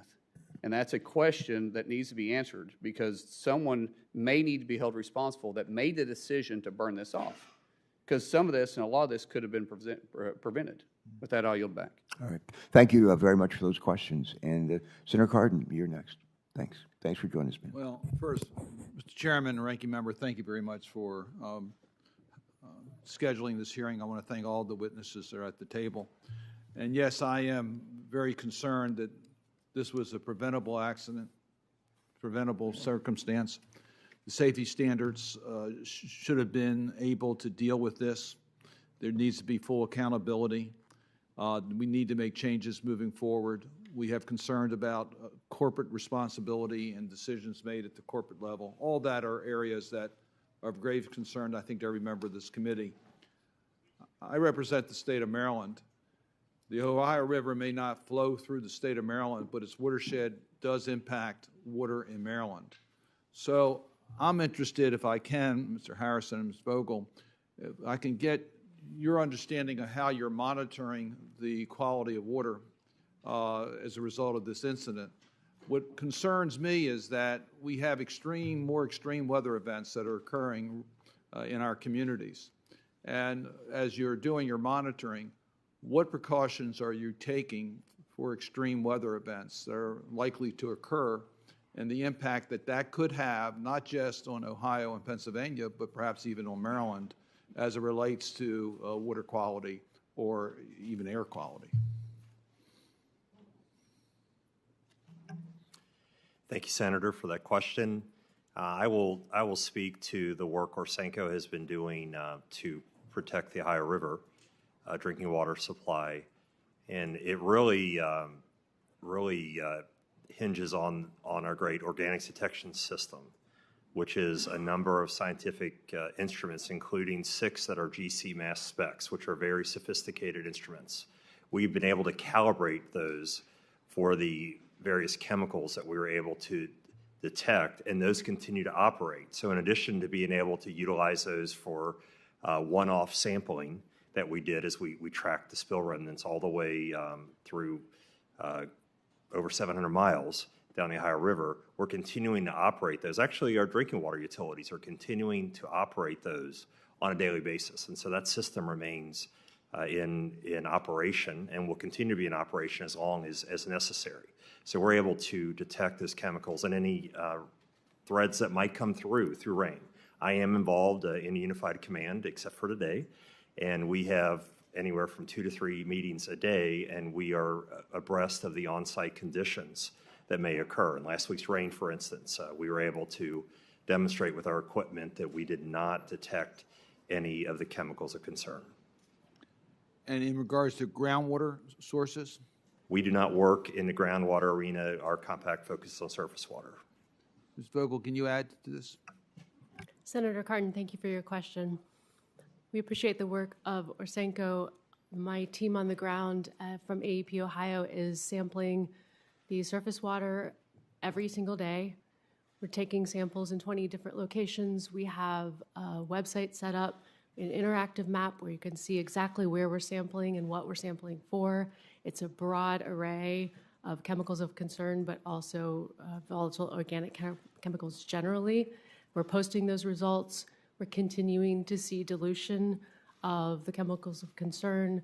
So I just want to be very transparent and say we will continue to sample as long as we find any detections, but it does seem to be fading. On the groundwater side, Senator, we have installed monitoring wells at the location of the derailment.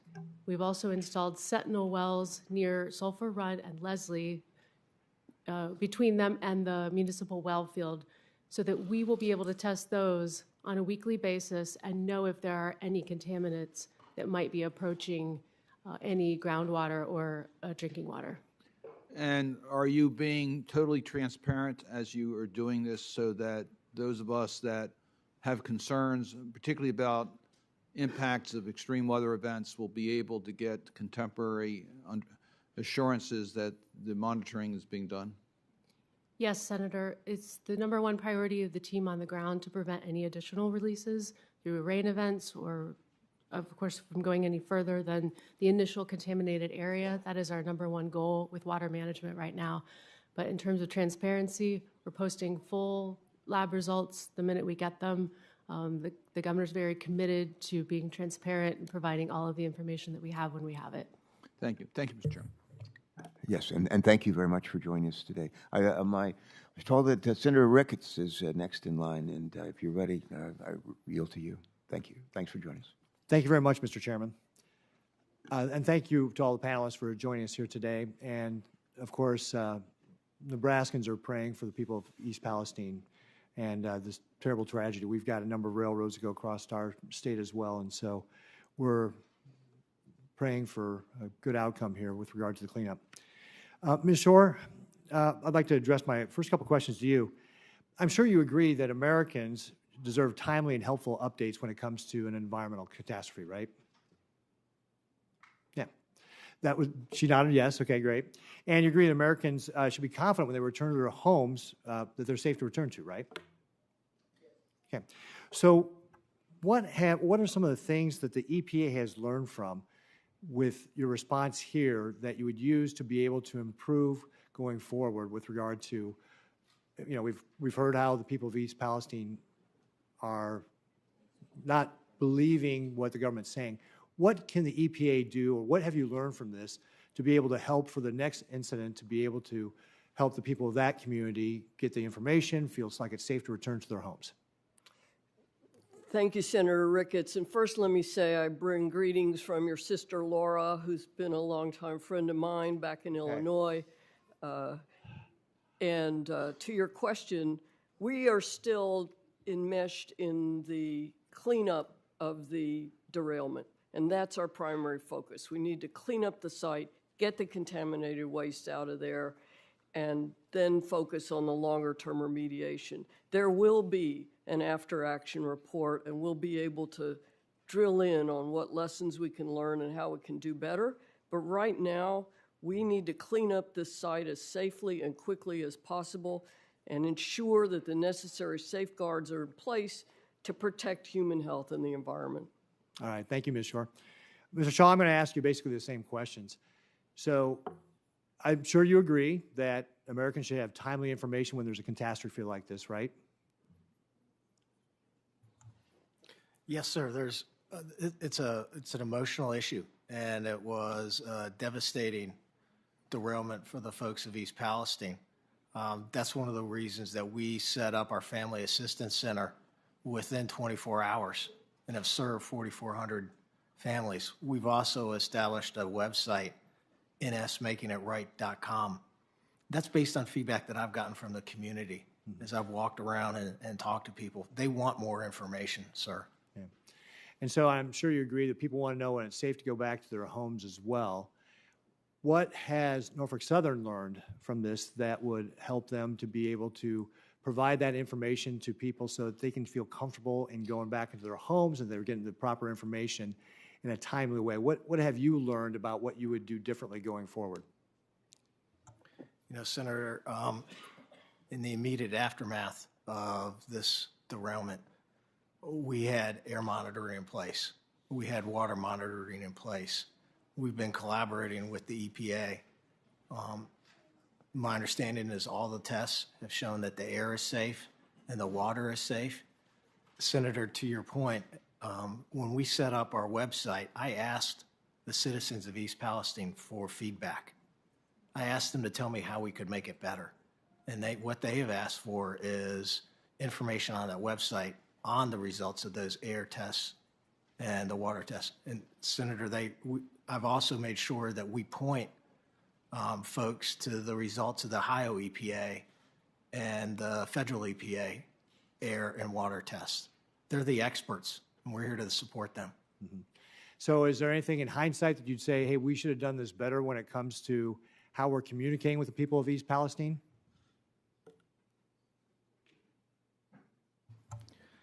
You know, Senator, there are always opportunities to improve communication.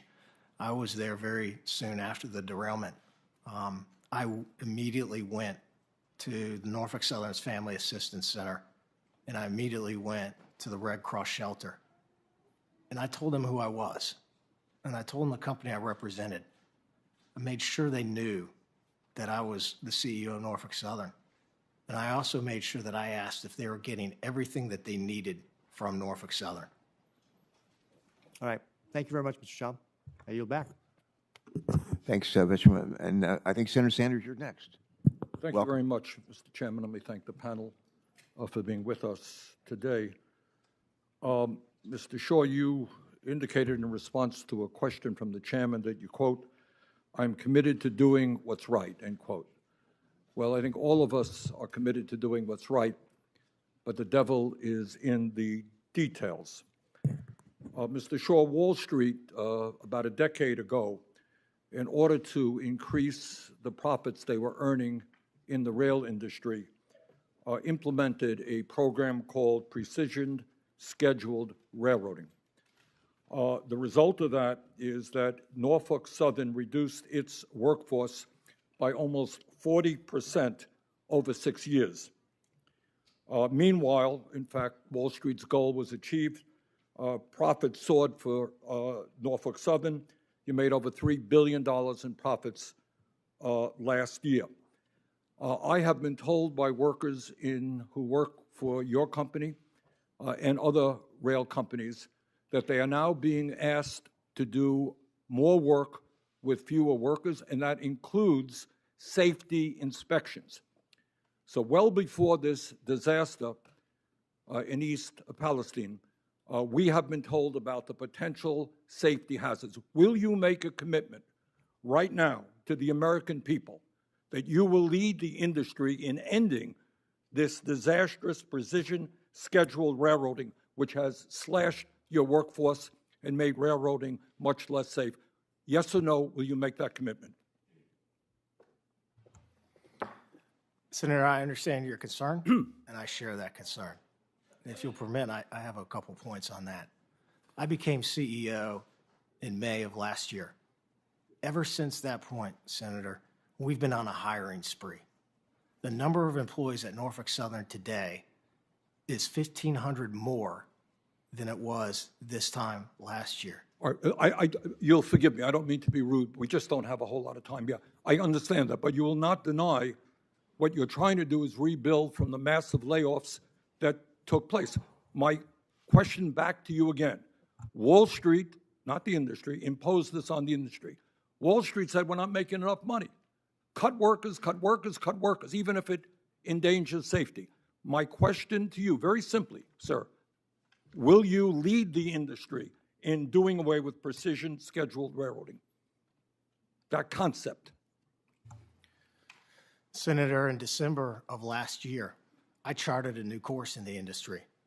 And I said we're going to move away from a near-term focus solely on profits, and that we're going to take a longer-term view that's founded on our engagement with our craft employees who are so critical to our success. We were the first to pivot out of it. All right, well, let me jump in again. I apologize for cutting you off here, but when you talk about your employees, the entire country, I think, was shocked to learn a number of months ago that your employees, rail workers, who work in a dangerous job in all kinds of weather, had 0 paid sick days.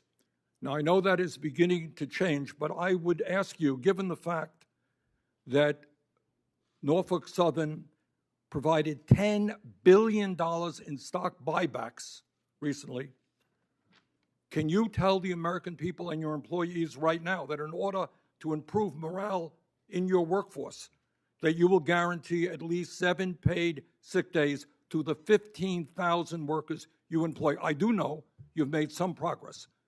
You increased paid sick days for some of your workers. Will you do what most Americans think is pretty obvious, that when you get sick, you get guaranteed paid sick days? Will you make that commitment right now to your entire workforce? Senator, with our latest agreement with our employees, which included a historic 24% wage increase and access to premium health care benefits, we immediately pivoted to talking to each of our local. I do want, I've been deeply involved. I introduced the amendment on the floor. I know the issue. But what I'm asking you right now, you provided paid sick days to some of your employees. I got it. Thank you. Will you now do it what we get here in Congress? Our employees get sick, they get paid sick days. Will you make that commitment right now to guarantee paid sick days to all of your workers? That's not a radical demand. It really is not. Will you make that commitment, sir? Senator, I share your focus on our employees. I will commit to continuing to discuss with them important quality of life issues with our local craft colleagues. In all due respect, you sound like a politician here, Mr. Shaw. It's not paid sick days is not a radical concept in the year 2023. I am not hearing you make that commitment to guarantee that to all of your workers. Clearly, we should have that for every worker in America. I'm not hearing that commitment. Will you make that commitment, sir? Senator, I'm committed to continuing to speak to our employees about quality of life issues that are important to them. All right. Well, I'm chairman of the Health, Education, Labor Committee. We look forward to having that discussion. One last issue. You talked about covering... Senator Graham, Senator Graham is waiting to ask it, so Bernie, if you just keep it really brief. All right, last question.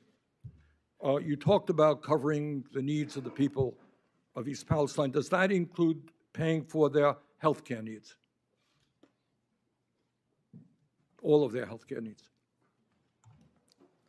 Senator, we're going to do what's right for the citizens of East What's Palestine. right is to cover their health care needs. Will you do that? Everything is on the table, sir. Thank you.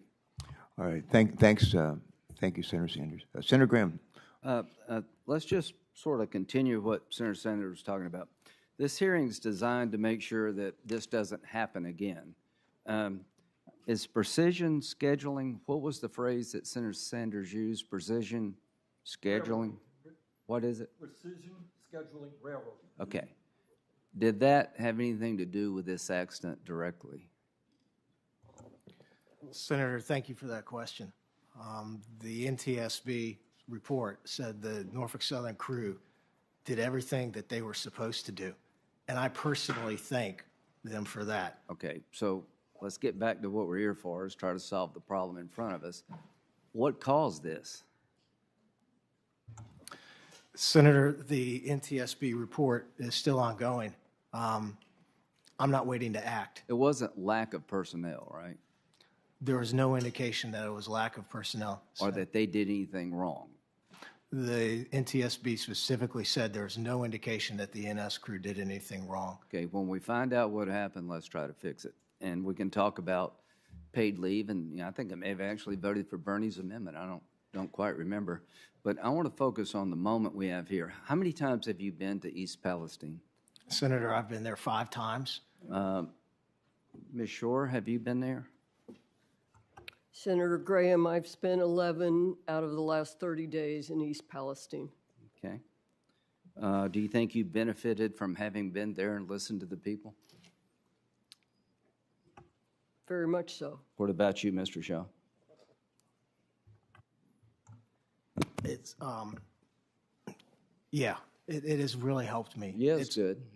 I'm sorry? Yeah, it's good. That's a good Yes, answer. they are. Would you be willing to go to with President Biden if he chose to go there? Senator, I want Would you be willing to go with him if he asked you to go? Senator, I want to keep the politics. I'm not qualified. It's not a political question. The question is, if the president asked you to go, would you go with it? I'll go with anybody who wants to go and help the community of East Palestine. Yeah, Ms. Shore, same for you? If I'm asked to go, I certainly will. Yeah, well, so I'm calling on the president to ask both of you and go.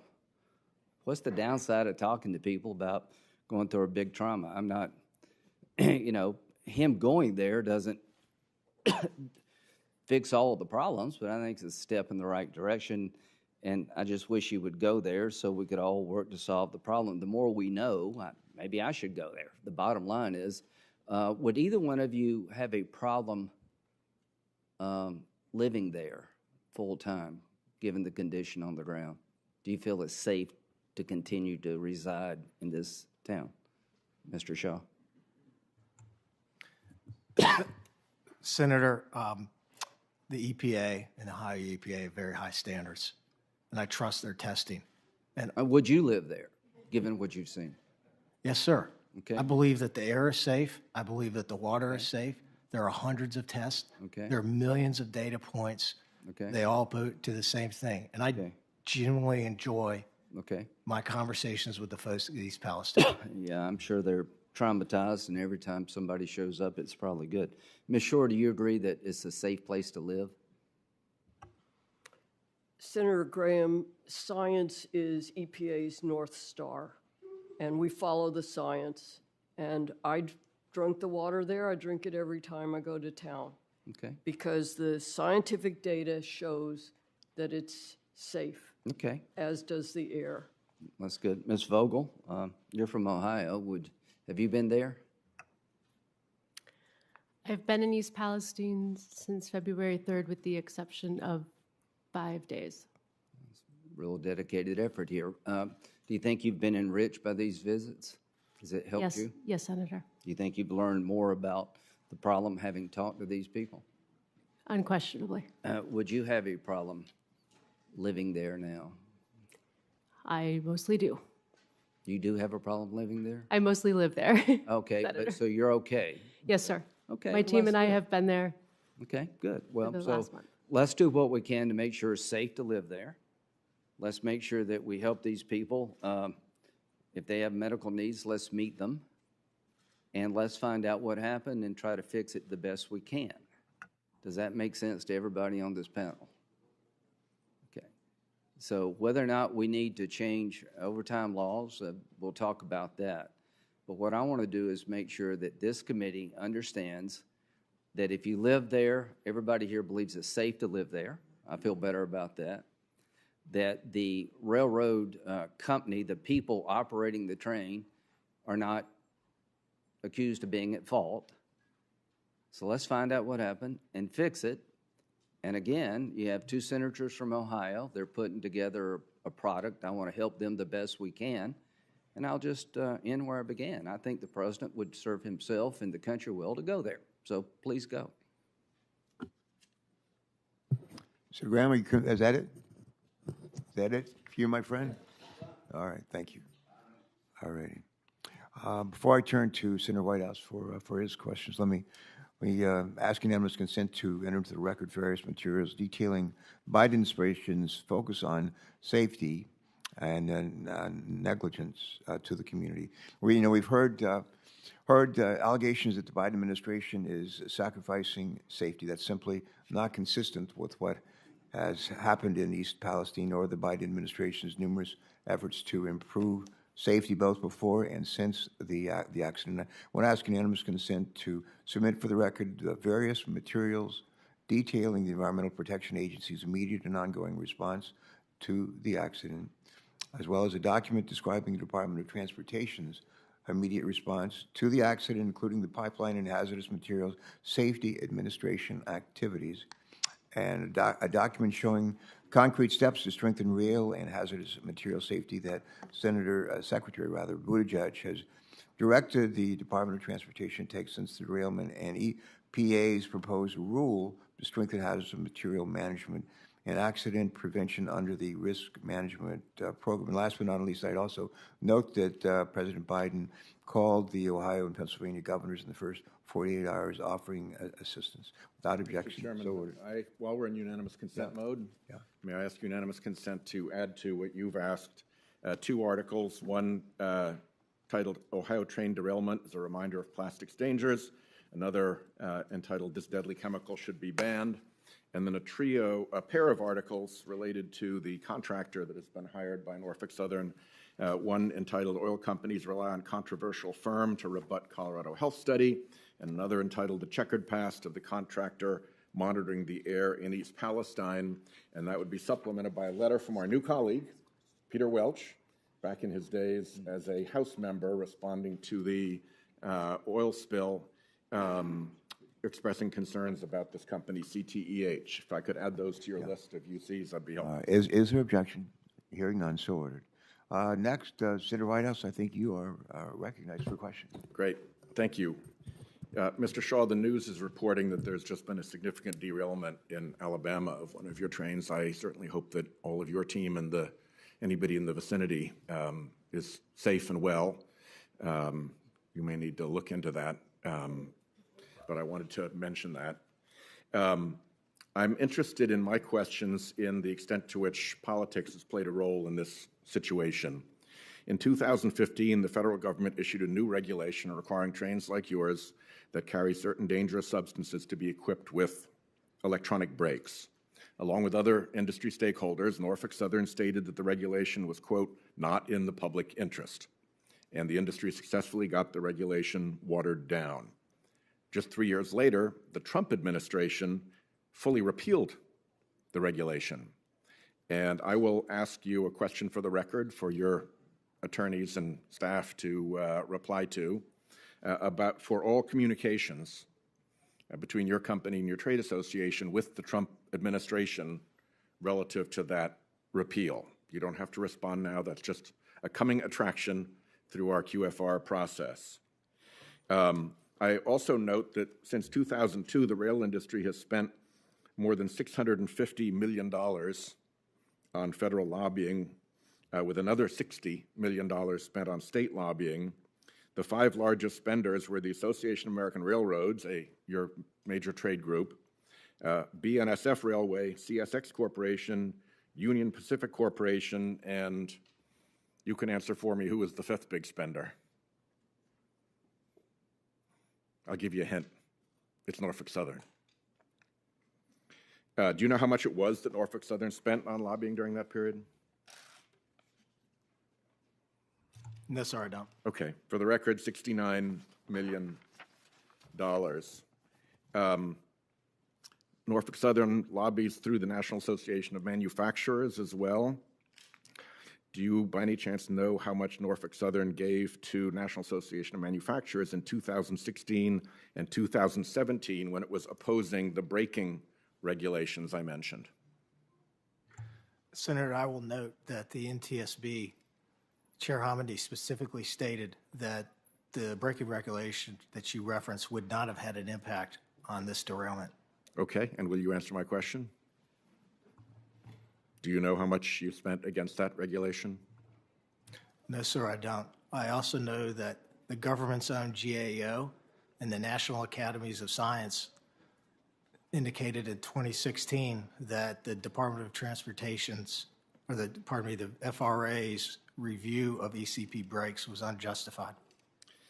I will ask you a question for the record that the information for 2016 and 2017 that you have reported for later years in your climate lobbying report be provided to the committee, and equivalent to what you already provide, but looking back to those years when this was at issue. We discovered that Norfolk Southern, in a statement that appears now to have been deleted from your website, had previously touted the ECP braking systems as having, and I quote you here, the potential to reduce train stopping distances by as much as 60% over conventional air brake systems. And we found as early as 2007 a Norfolk Southern lead engineer promoting the, quote, big advantage for emergency braking that ECP brakes offered. So I want to make those statements a part of the record. And is it true that the New York Times reporting that Norfolk Southern has paid shareholders nearly $18 billion through stock buybacks and dividends in 2022?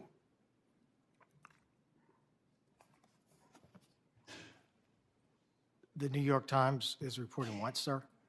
That Norfolk Southern paid its shareholders nearly $18 billion through stock buybacks and dividends in 2022. Sir, I have a different perspective on that. Or is the number right? No, sir. Setting aside your perspective? No, sir. Okay. Then let me add to my QFR list your view of what the accurate number is as opposed to the New York Times number. All right? My time is pretty well up, Mr. Chairman, and I hope we can get prompt and complete answers to those QFRs. Thanks very much. All right. We look forward to your responses on QFR's questions for the record, and we'll talk more about that before we conclude. Thank you. I think next is Senator Markley and then Senator Markey, not to be confused with one another. Thank you very much, Mr. Chairman, and thank you all for bringing your testimony to bear. And I do hope that the derailment that occurred just hours ago, Mr. Shaw, is one that does not endanger another community. Back in 2016, Senator Wyden and I were very involved in pushing for improvements in safety after the derailment endangered the town of Mosier in Oregon. And we found out how much the industry resists improvements in safety. That following year, Norfolk Southern was invited to participate in a conversation with the administration, and they submitted a 23-page submission of rules and federal guidance of things that they wanted safety regulations to be removed. Now, you've noted you're turning over a new leaf in this regard. So can we count on you and your team of lobbyists to push for safety improvements rather than lobbying against those improvements? Yes, Senator, I share your concern and your focus. I don't share my concern. I just want to know, will your team lobby for safety improvements rather than against them? Senator, we will continue to follow science. We will continue to follow data. There are actually a number of areas in which we have invested in safety systems well above government regulation. I'll ask you to submit that for the record. I just really thought when you said turn over a new leaf that I thought you were saying you were going to now support safety regulations. I'm sorry you can't tell this crowd here today that would like to hear that is the case.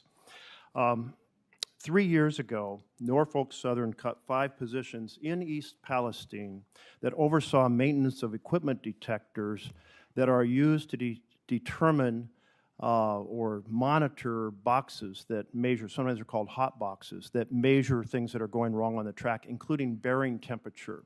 There's initial reports that defective bearings or overheating bearings may well have been the cause of this particular accident. Will you pledge today to quit eliminating positions and sensors that oversee track conditions, like removing the folks who monitor the hot boxes, and instead add and support those monitors so that when there is something like an overheating bearing, it gets detected and the train gets stopped rather than crashing or derailing? Senator, the NTSB report indicated that all of the hot box detectors were working as designed. And earlier this week, we announced that we are adding approximately 200 hot box detectors to our network. We already have amongst the lowest spacing between hot box detectors in the industry, and we already have amongst the lowest thresholds. I'm delighted to hear that you're adding those back. Thank you. It's also important to recognize those boxes actually have to be monitored, and it's the 5 positions for monitoring them that were eliminated. So I hope in response to the committee, you'll also be able to note how those are being monitored and how that monitoring can be improved. My last question here is that in 2021, your company did $3.1 billion of stock buybacks, and in 2022, $3.4 billion of stock buybacks. And as of December, had another $7.5 billion available to do additional stock backs under the $10 billion stock back plan. That's quite impressive numbers for any American company. It indicates massive profits. Will you pledge today that you will do no more stock buybacks until a raft of safety measures have been completed to reduce the risk of derailments and crashes in the future? Senator, I will commit to continuing to invest in safety. We invest over $1 billion a year in safety. You noted that you have a list of safety things you'd like to implement. Will you commit no more stock buybacks until those safety improvements are completed? Senator, I will commit to continuing to invest in safety. And you've seen over time the number of derailments, hazardous material releases, and personal injuries has declined. There's always more that we will do, and I am committed to having the best safety culture in the industry. You're coming here with 3 derailments within 3 months, and the average in the industry is 1 per month for the entire industry. So congratulations on maybe some good luck over a few years, but at this moment, your team is the team that has the most derailments in the last 3 months. I just want to note that every engineer understands that if you have brakes on every car rather than just brakes on the front car, that you prevent the accordion-style crashes that you've been having. It's why any truck carrying a trailer has brakes on the trailer instead, so the trailer doesn't flip over the top of it. The industry has absolutely resisted these, trying to deploy their lobbyists to counter every single report about having those multiple brake systems. I understand that it's complicated because, as you noted, you don't own the cars. That makes having these coordinated brake systems. But listen, if we can put people on the moon, we can put brakes on every train car. This is really the single most significant safety factor that could be pursued, and I really hope that you and your company and your industry will take and start taking seriously safety, which we have not seen to this point. Senator, I take safety very seriously, and there are brakes on every car. I can assure you of that. Well, I hope you support the coordinated pneumatic electronically controlled system that you've been fighting against for years. Senator Markey. Thank you, Mr. Chairman, very much. The East Palestine train derailment was not preordained. It was preventable. It was a disaster waiting to happen. Corporate greed, outdated railway safety regulations, lax hazardous material standards were all the fuel on a toxic fire that was ready to combust. This was something that was preordained and known about because of all of the rail accidents that happen every year in our country. And unfortunately, innocent, hardworking, working families in Ohio and Pennsylvania were the ones that got harmed by this. Those families were upended, their lives have been changed, doctor bills, veterinarian bills, saw the values of their homes plummet overnight and stayed up late worrying about what this means for their health and the health of their young children in the future. These are real harms. So am I right, Mr. Shaw, that last year the stock buybacks by Norfolk Southern was $3.4 billion? Is that correct? Yes, sir, that's directionally correct. Am I correct, Mr. Shaw, that last year Norfolk Southern made $3.3 billion in profits? Yes, sir. And last year we invested over $1 billion in safety. And last year our accident rate, our number of accidents was the lowest it had been in the last 10 years. Our safety stats, Senator, continue to improve. And I am committed to making Norfolk Southern safety culture the best in the industry. Well, you're not having a good month. You're not having a good month. And it seems like every week there's another accident that Norfolk Southern is a part of in our country. So you may think that you've put in enough, okay? But the facts are saying just the opposite in terms of what is happening. And what I'm hearing from you is just this great confidence that you have in your system. But I'll tell you this, Mr. Shaw. Overconfidence breeds complacency, and complacency breeds disaster. And that disaster has hit East Palestine, and it's hitting community after community across this country, not just Norfolk Southern, but the rail industry in general that has reduced its workforce by 1/3 over the last 10 years. And in that reduction in workforce, there is a reduction in the measure of safety that has to be built in order to guarantee that people avoid these kinds of catastrophes.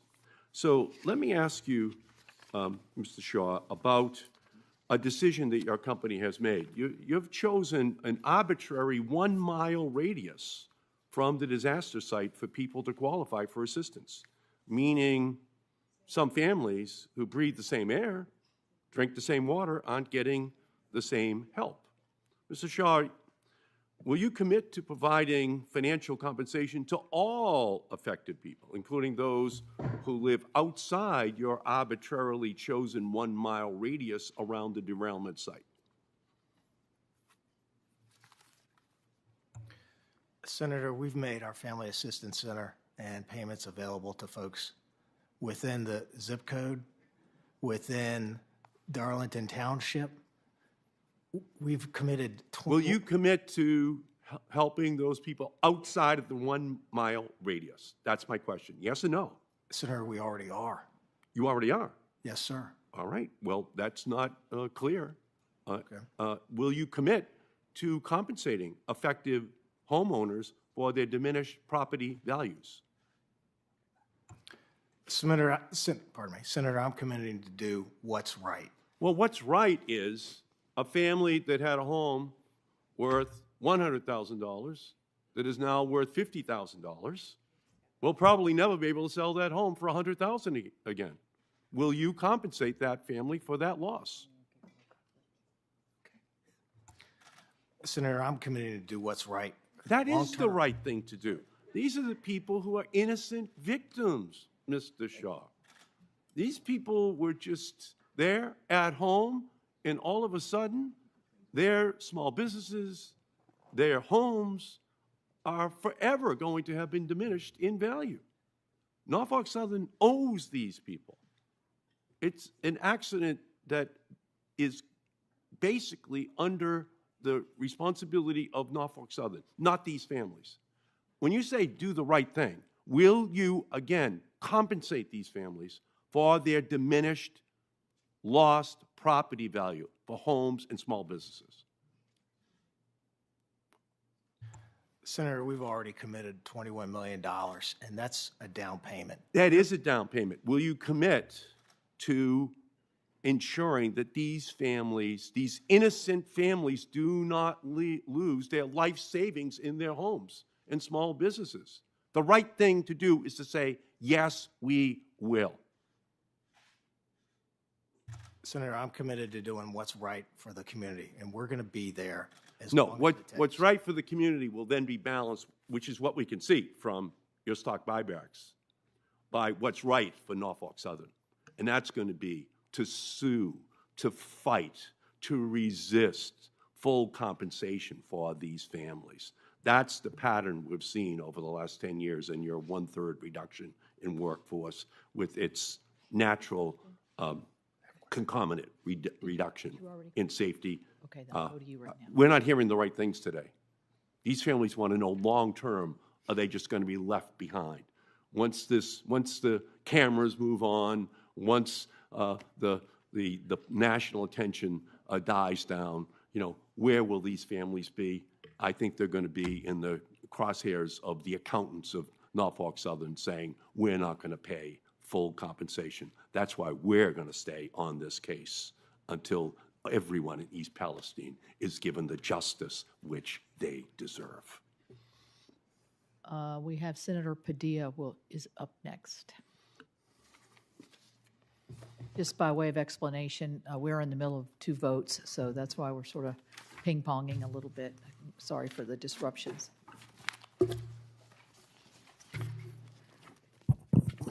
Thank you, Madam Chair. I understand while I stepped away for the votes you just referenced, there's been additional questions about the stock buybacks, which I may have some follow-up on, as well as follow-up to the precision scheduled railroading that I know Senator Sanders, Senator Graham, among others, have raised. But let me actually ask a question of Ms. Shore.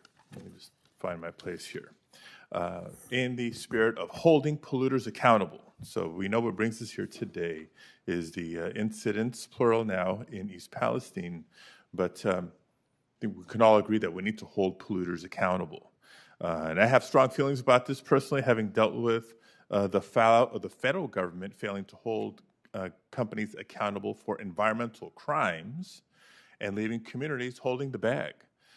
So aside from the loosening of regulations, which we need to discuss and debate, part of the conversation for the rail incident in East Palestine, I want to bring attention to a case in my hometown of Los Angeles.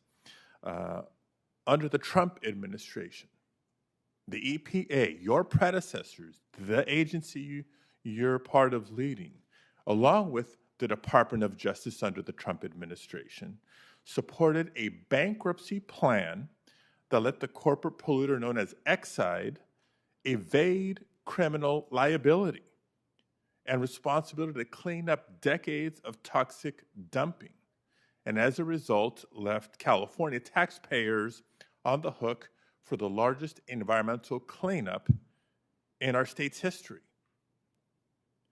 So my question, Ms. Shore, is how will the EPA ensure that what happened during the Trump administration, what they inflicted on the Los Angeles communities surrounding the Exide plant, isn't repeated in East Palestine? Thank you, Senator Padilla. On February 21st, EPA issued a unilateral administrative order. It's one of the most powerful enforcement tools that the agency has under the CERCLA, the Comprehensive Environmental Recovery, Compensation, and Liability Act, that will hold Norfolk Southern accountable to pay for all the costs of the cleanup and restoration in East Palestine. If the company doesn't comply with EPA's order, then EPA can step in, continue the work so there's no disruption in the essential cleanup, and assess 3 times the costs as penalties. It's a tool that EPA has used effectively in the past, and we will be vigorous about holding the company accountable. Okay, thank you, because again, we saw what I would consider a worst case study, not a best case study, when these settlements completely leave polluters off the hook for the damage that they've taken. I know that was a prior administration. Policies have changed under the current administration. We're working to embed that environmental justice lens as well, not just at EPA, but within the Department of Justice, and hope to make it permanent. Want to come back to Mr. Shaw here for a few questions on, as it pertains to your workforce, inspections, and maintenance.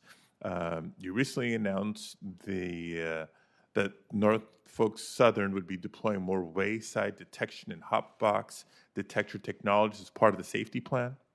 And I apologize if this is a little bit redundant with the questions that have come up prior in the hearing, but I think I have some specifics I want to get to. From what I understand, the company has also reduced its workforce by nearly 40% since 2015. According to your own data reported to the Surface Transportation Board, the number of employees assigned to maintenance of equipment and stores has decreased by 60% over the past decade. Your data. Given what's happened, is Norfolk Southern now going to hire the additional signal workers necessary to maintain and inspect these systems that you're relying on to improve safety?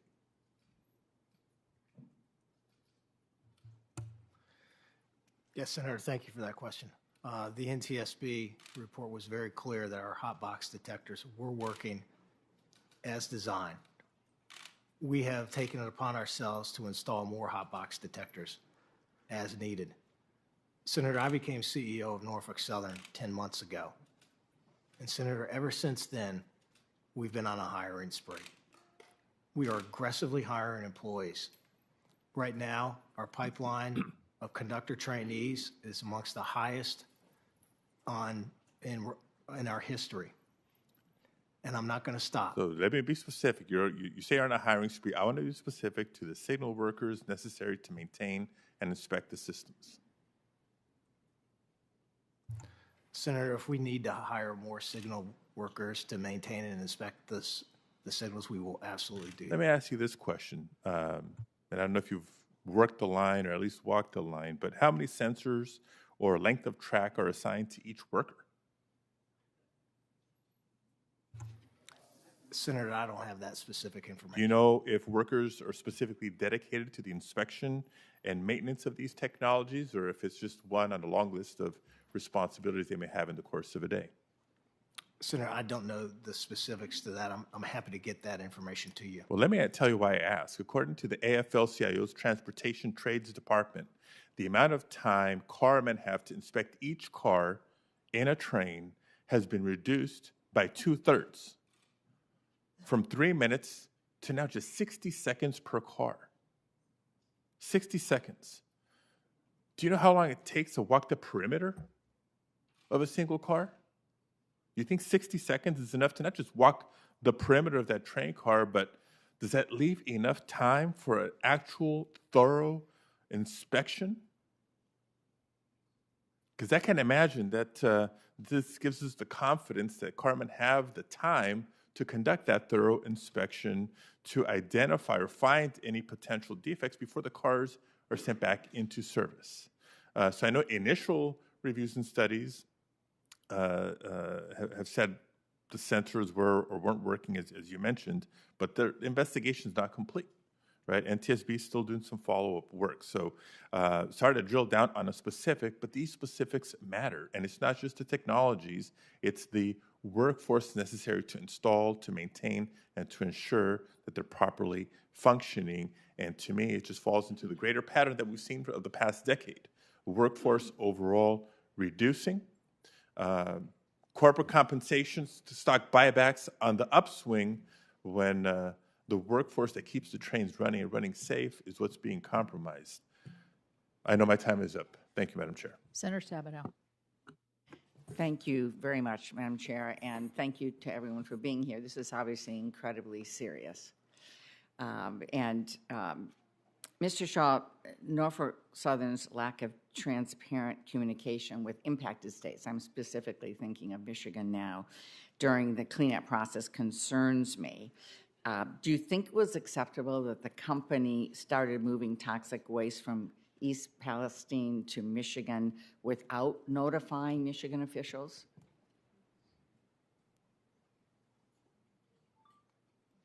Michigan officials were not notified. Senator, working with the EPA, we were taking product to facilities that were specifically designed to handle this type of material. But Michigan officials, the governor, myself, Senator Peters, Michigan EPA, and so on, were not notified before that happened. And so let me just say that that's why I'm really glad the EPA is now overseeing this process going forward, because that's not acceptable to us in Michigan. And so, Administrator Shore, moving forward, can I count on you and the EPA to work with us during the cleanup process so we can make sure Michigan families aren't put in danger? Senator Stabenow, you certainly can. The administrative order that we issued that went into effect fully on February 27th requires Norfolk Southern to notify our co-regulators, in your case the Michigan Eagle, of shipments to the state. But as they continue to ship waste, EPA will take the additional step of keeping you and congressional staff in the state informed. Thank you so much, because that did not happen at the beginning. And so I appreciate now with EPA oversight that this will be happening, because it was very concerning to people in Michigan and as well as elected officials. I have a quote from Norfolk Southern. We are going to learn from this terrible accident and work with regulators and elected officials to improve railroad safety. Mr. Shaw, we certainly need to do that. We certainly need to strengthen safety standards, especially now that we have an administration that supports strong standards instead of working to gut them like the last administration did. So we're now in a good spot to be able to move forward. We have bipartisan legislation to do that. But here's my question. When you tell us the company is ready to learn from this, I'd feel better if this wasn't the 20th time since 2015 that the company has had a derailment result in a chemical release. And it's my understanding that the 21st incident almost happened in Van Buren Township in Michigan just 2 weeks after East Palestine. So my question is, great that you're saying you're going to learn from number 20. What did you learn from number 19? What did you learn from number 1 or number 5 or number 10 or number 15? What safety measures have you implemented since this was the 20th time since 2015 that there had been a derailment resulting in a chemical release?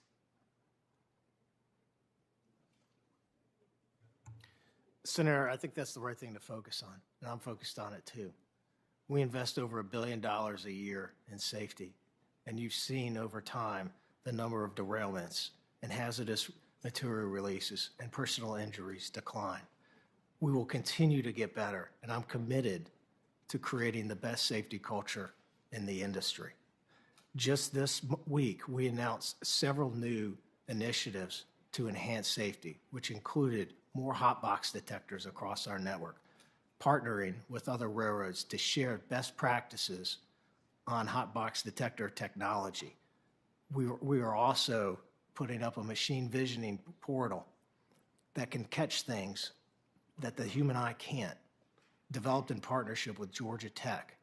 There are a number of different areas in which we are investing in safety. I am very confident in the NTSB process, which is focused on, right now, a wheel bearing that failed and noted that the Norfolk Southern crew and the hot box detectors and the track were all operating as appropriate. I'm not waiting for the full response, and you're seeing action right now.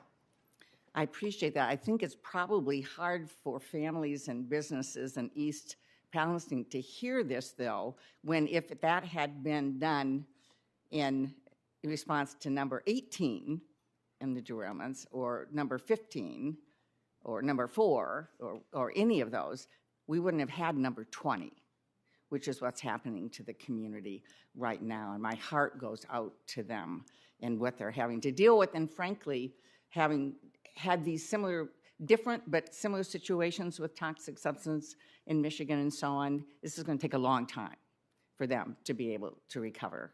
And so this is number 20. I don't want number 21 in Michigan or any place else for that matter. And we've talked a lot about the investments that you're looking at and making in the community, which you need to do legally, morally, ethically, in every which way. But I also hope that you're looking at taking another look at stock buybacks of the future. I know you've done $6.5 billion already in the last 2 years, and there was $7.5 billion supposedly coming up. It'd be a better use of that money if, in fact, you were investing in aggressive, responsible safety measures and making this community and any other community whole. Thank you. Thank you, Senator Stabenow. We've got a couple of questions, and then Senator Capito is going to ask some questions, and then we'll probably go to a closing statement. But last August, EPA proposed, this would be a question, I think, for Administrator Shaw and for Mr. Shaw, for both of you.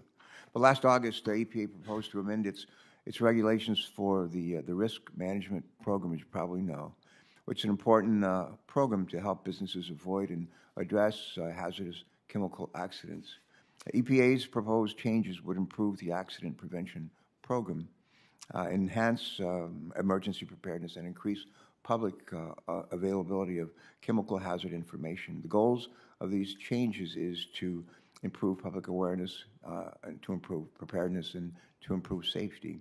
However, the Association of American Railroads, I'm told, of which Norfolk Southern is a member, submitted comments to EPA expressing concern about the proposed changes. Those comments assert that the safety requirements that EPA proposed would, this is a quote, have limited use, close quote. And let me just ask Administrator Shaw, can you explain how the risk management program and EPA's recent proposed changes will help protect the health and safety of first responders and the local community? And then I'll turn to Mr. Shaw. But Ms. Shore. Oh, sure. Yeah, Administrator Shaw, can you explain how the risk management program and EPA's recent proposed changes will help protect the health and safety of first responders and the local community? Thank you, Chairman Carper.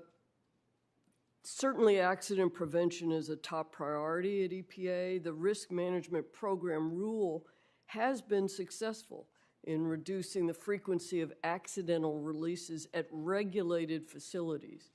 But as I understand it, it doesn't pertain to rail transport. So there's work that we can do there to try to protect first responders who are responding to derailments and releases resulting from rail accidents. Okay. Mr. Shaw, does Norfolk Southern oppose EPA's proposed changes to the risk management program to enhance our preparedness for chemical accidents? Senator, I apologize. I'm not familiar with that program. I'm happy to review the legislation or the program and discuss it with you further.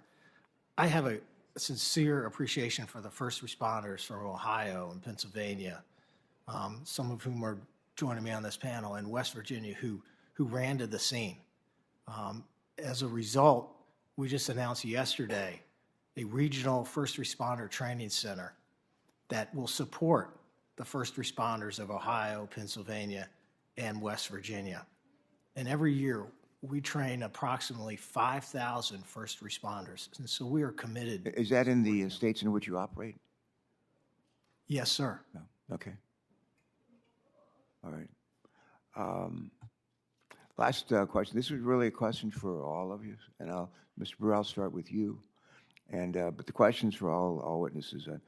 My colleagues, including certainly a ranking member, have heard me say that in adversity lies opportunity. That's Einstein. Pretty smart guy. Most people remember Einstein for saying the definition of insanity is to do the same thing over and over again and expect a different result. That might be pertinent here today as well, but I always believe that in adversity lies opportunity, and that's the way I approach life, and I think it's the way a lot of us approach life. But the this environmental tragedy creates not just tragedy and heartbreak, real heartache for a whole lot of people, but it also creates some opportunity for us to examine not only what went wrong in on the heels of this derailment, but also to look at some of the moments where things went right. And I'm going to ask each of you, and Mr. Brewer, I just want to start with you, to just very briefly speak to something you believe has gone well, and while working together across many entities to navigate the response to this environmental disaster. Can you give us an example or two of what you thought went particularly well? Sure. I think relationships we have with everyone up here, the other responders, was positive. Initially, we had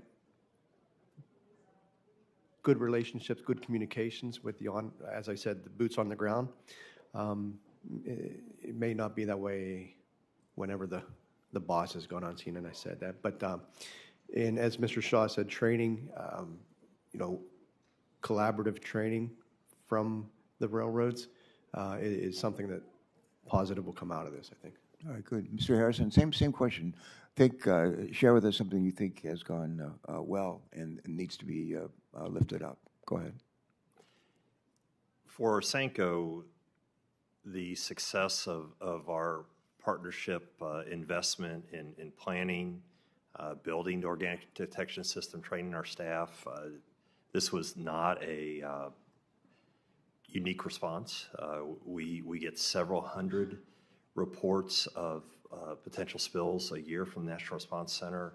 So we have been doing this for decades, and so having the ability to put that in place, I think, has been very positive, and also just to demonstrate how our team and our system and our partnership works. All right, thanks. Ms. Vogel, same question, please. Chairman, the mayor of East Palestine and the fire chief have really done such an exceptional job representing their community, protecting their community, connecting their community with people who can provide scientific answers. They've done such an incredible job refuting misinformation that's out there, that we're getting people connected with the scientists either at Ohio EPA or US EPA, and I do think that's an example of something that has gone very well. All right, good, thank you. Sure. Chairman Carper, I think what has been remarkable, though it should be standard, about the response to this disaster in East Palestine is the way local, state, federal agencies have worked collaboratively together, that it's not been about politics but about people. You've seen Democrats standing with Republicans. President Biden was on the phone to Governor DeWine saying, whatever federal resources are needed, they will be there for you. He did the same with Governor Shapiro of Pennsylvania. You saw Administrator Regan standing to announce the order with Governor DeWine and Governor Shapiro, with Congressman Bill Johnson and Congressman DeLucio, and so many others. I think that collaboration focused on getting this cleaned up has been quite remarkable. Yeah, good. Thanks for those. Mr. Shaw, same question, please. Thank you for the question, Senator. I've been really clear that I'm focused on the environmental cleanup and helping East Palestine thrive. The things that have gone really well have been the coordination and the collaboration that we've received from the folks at this table. And I've made a personal commitment to Secretary Buttigieg and Governor DeWine and Mayor Conaway and Fire Chief Drebeck and Governor Shapiro and Administrator Regan that we're going to do everything it takes. I have a genuine affection for the folks of East Palestine, which I know several of my peers on this panel do as well. And when you walk around town, you're starting to see these yard signs pop up. And the yard signs say, "We are East Palestine." And it goes on to say, "Welcome to America's greatest comeback story." And Senator, I want to make sure that that happens. Yeah, we have a great opportunity here if we can collaborate and work together to lift, not just to lift up, not just to address the immediate problems and crisis, but actually to empower the people of East Palestine and the communities around them, to empower them. And I think that's a good thing that can come out of this. Senator Capito, thanks so much for your work on this. Thanks.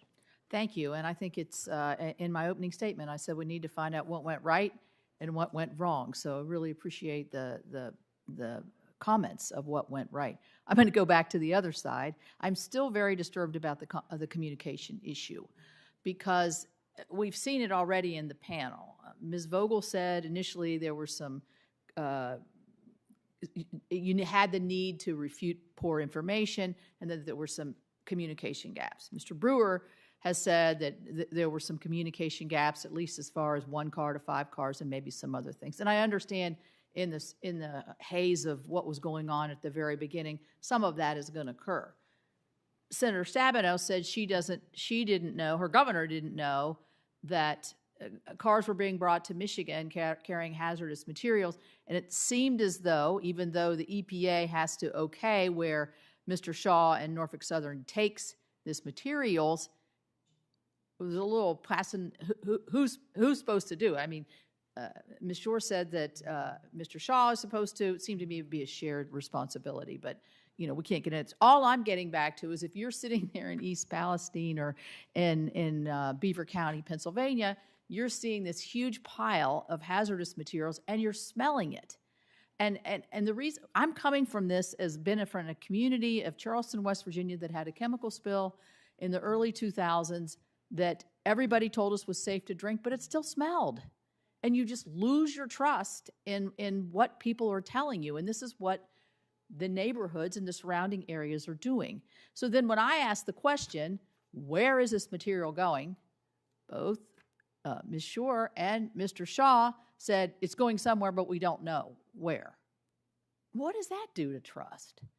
I mean, I don't know. Are the trucks moving or not? Were they stopped in Michigan or not? Why were they stopped in Michigan? You know, all these questions, I think, just, and then the people living there still have to look and smell and fear. And so I think we just need to get our the transparency of where this material is going, how long it's going to take it to get out, how deep does it have to go, all these questions that people are asking, because they want this over. And that's what you're trying to do, trying to get it over and make it safe. So as we go to lessons learned on the communication, I would just hope that we, in the after report that we know is going to be generated, that this is really a key part of what everybody looks at. From all the different respondents, both from Norfolk Southern all the way to the people right there. Do you know what's burning? Do you have the right equipment? Do you have the right fire fighting equipment? Because chemical fires are different than other kinds of fires. I don't need to tell you your business, but you know all that. And so I'm still very concerned about the communication aspects. And I know Governor DeWine has been right there front and center, and I want to thank him for that, and you all too. So that's my comment there. My question is from Mr. Harrison at Orsenko.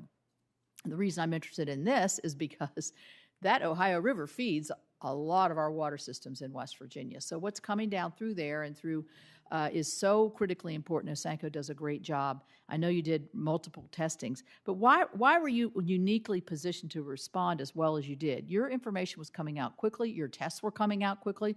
My understanding is your tests and Ohio's tests were coming out much more quickly than the EPA's test. Is there truth to that? And why can you come and respond as quickly as this?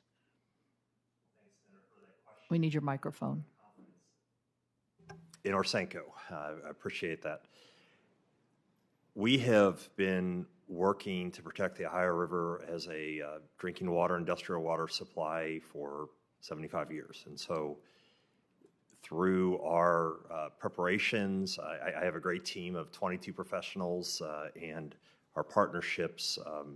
We've been doing this for decades. And so as we work with the drinking water utilities, we have a partner, Greater Cincinnati Waterworks, that ran companion testing with us. So we had results that we could put on our website that went through proper QA/QC very quickly.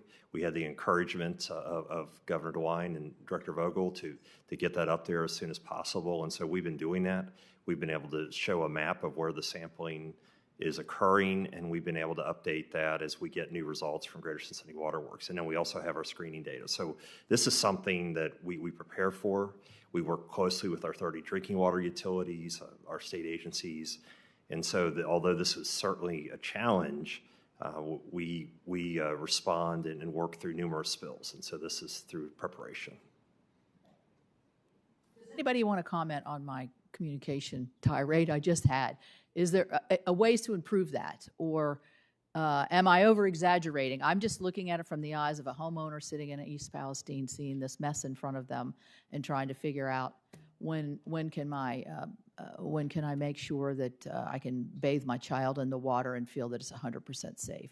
So do you all have any suggestions here on how to make communications better, quicker, faster, more accurate? Because if you leave a gap, you see what happens in the gap.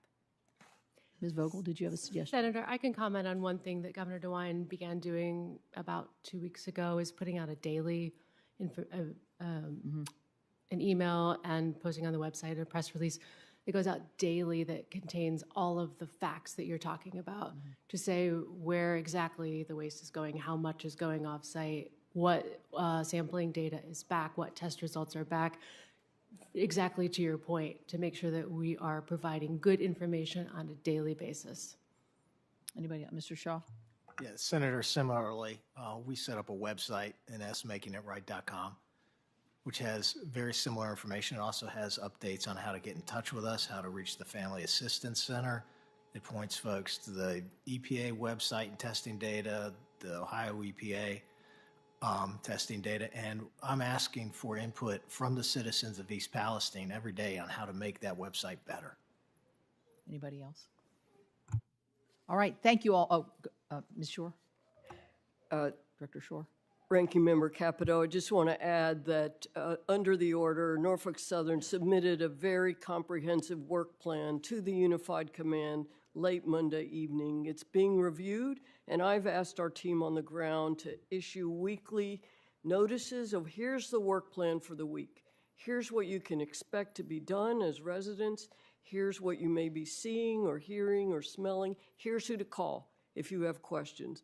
And going forward, we will have that weekly work plan available so residents in the community know what to expect. So I guess what I'm gleaning from this, and then I'll stop, Mr. Chair, is maybe these daily progressions of what's going on should, try to start as close to day one as possible, so you don't have these gaps in communications and misunderstandings and all of that. But I appreciate all of you coming.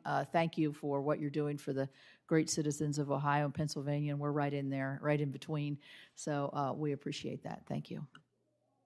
Let me just say, Senator Capito, how much I appreciate your work on this. I want to thank your staff.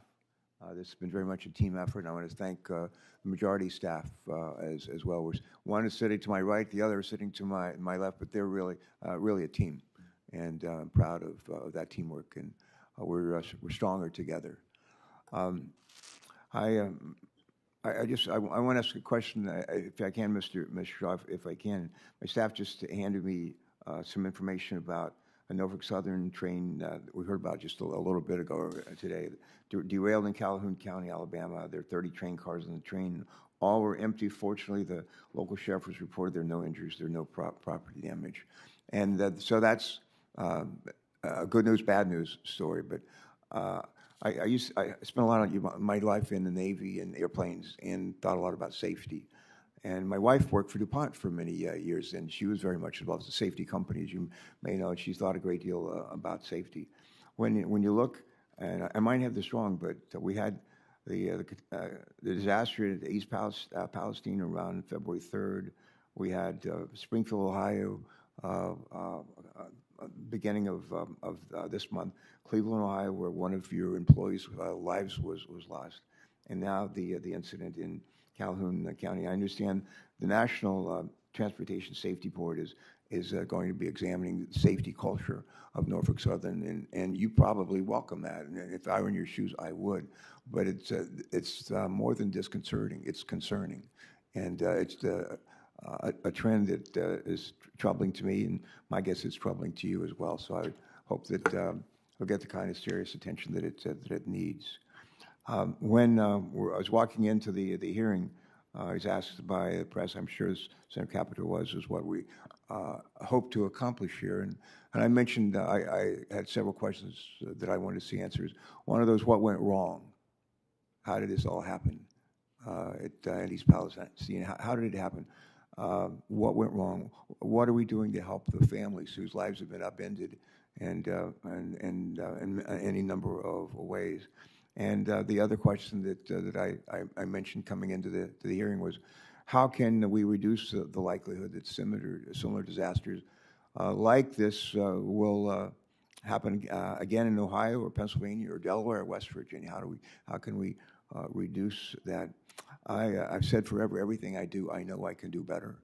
Everything I do, I know I can do. I think that's true of all of us. And if you actually go back to the Constitution of our country, and the preamble of the Constitution says, we the people of the United States, in order to form a more perfect union. It doesn't say to form a perfect union. It says a more perfect union. And the expectation all those years ago and still today is for us to do better as we go forward. I have a printed statement here. I'm going to read this as well and then close off, which is one more comment from straight from my heart. But in closing, I want to thank our witnesses for your time and testimony today. I want to thank our colleagues who came and testified before us today, and those that are working in a bipartisan way on legislation to help address these concerns. I especially want to thank a ranking member for what has truly been a bipartisan hearing. People around the country who thinks we never work together here, we don't accomplish anything, cooperate on anything, they'd be pleasantly surprised that they could be in this room with us most of the year. That's the way we work together, and we get a lot done.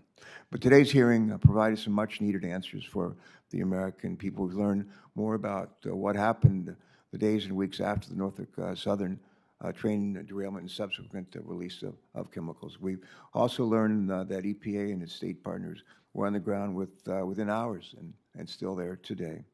We've heard from local officials that Norfolk Southern poorly communicated with them initially, and that created mistrust in the community, at least initially. And one of the things I'm concerned about, I'm not a big fan. I said, Mr. Shaw, yes/no answers. That's not usually my style, but I didn't think we heard as many unequivocal yeses as I might like to have, and we might want to revisit that at another time. This doesn't help to alleviate the community's mistrust, but I'm relieved to hear the testimony regarding the safety of air and water and the attentiveness of federal, state, and local responders. And I hope the community feels that they've gotten some answers today. And I'll say this again, we stand with the people of East Palestine and surrounding communities. And I commit, and I know I speak for this Senator Capito, I commit to hold Norfolk Southern Street to the fire to make sure that this community is made whole. There's clearly a lot more to discuss with respect to safety for rail and hazardous materials, and I expect the Commerce Committee will pursue these questions in the next few days in their own hearing on this topic. I think it was Bill Gates who once said, it's fine to celebrate success, but it's more important to heed the lessons of failure. Think about that. It's fine to celebrate this success, but it's also important to heed the lessons of failure. And in this circumstance, I believe we must heed the lessons we learned today about this disaster. American lives and livelihood depend on that. If we're smart, and if we'll put our differences aside and work together to support the impacted communities in collaboration, and collaborate on policies that will ensure an accident like this doesn't happen again. Before we address, I need to do a little bit of housekeeping, and I just ask unanimous consent to submit into the record some materials related to today's hearing. That include the letter from the governor of Pennsylvania, who I talked with over the weekend, and I referenced that in that letter earlier, but articles and also independent analyses related to the accident. Senators are going to be allowed to submit written questions. We call them QFRs, questions for the record, through the close of business on Thursday, March 23rd, and we'll compile those questions and send them to our witnesses, to all of you, and we'll ask that you reply by Thursday, April the 6th. Last thing I want to say, my mother was a deeply religious woman. She would drag my sister and me to church in West Virginia, where we were born, and we're drag us to church every Sunday morning, every Sunday night, every Wednesday night, and every Thursday night. And she wanted to make sure that we understood the difference between right and wrong. We embraced Matthew 24, the least of these. When I was hungry, did you feed me? When I was naked, went on and on. But she was really big on the golden rule. And she'd like to say, she never used the word default, like when you're not sure what to do, default to the golden rule. But that's what I do. And it can never go wrong. It can never go wrong. And in a situation like this, we've got to just put ourselves in the shoes of the people in East Palestine and other places around the country when they are similarly scared, have their lives changed, their livelihoods diminished, the value of their homes diminished. We just got to put ourselves in the shoes of those people and do it over and over and over again. And if we do that, at the end of the day, we'll have done our jobs and actually done the right thing, which we talked about here quite a bit. And the last thing, I used the word a bit earlier, empower. Empower. One of the things I say a whole lot is if you give a person a fish, you feed them for a day. If you teach a person to fish, they can feed themselves for a lifetime. I always thought that was in the Bible. I've quoted it a million times and did it about a year ago, and I've been given a speech. And after it was over, a preacher came up to me and he said, "Senator, that's not in the Bible." Well, I said, well, it should be. Well, it ought to be. There's and in addition to making sure people have a place to live and we clean up the water and everything, the idea of empowering people to help themselves. And that's what people want. They want to be empowered. And there's a lot of ways. We all have a hand in doing that. And I pledge that that's going to be part of our focus on this committee going forward.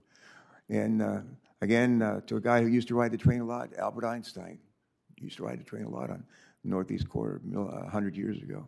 And again, he did say more than a few times, in adversity lies opportunity. Lots of adversity here. Lots of adversity here. But we're not without opportunity as well.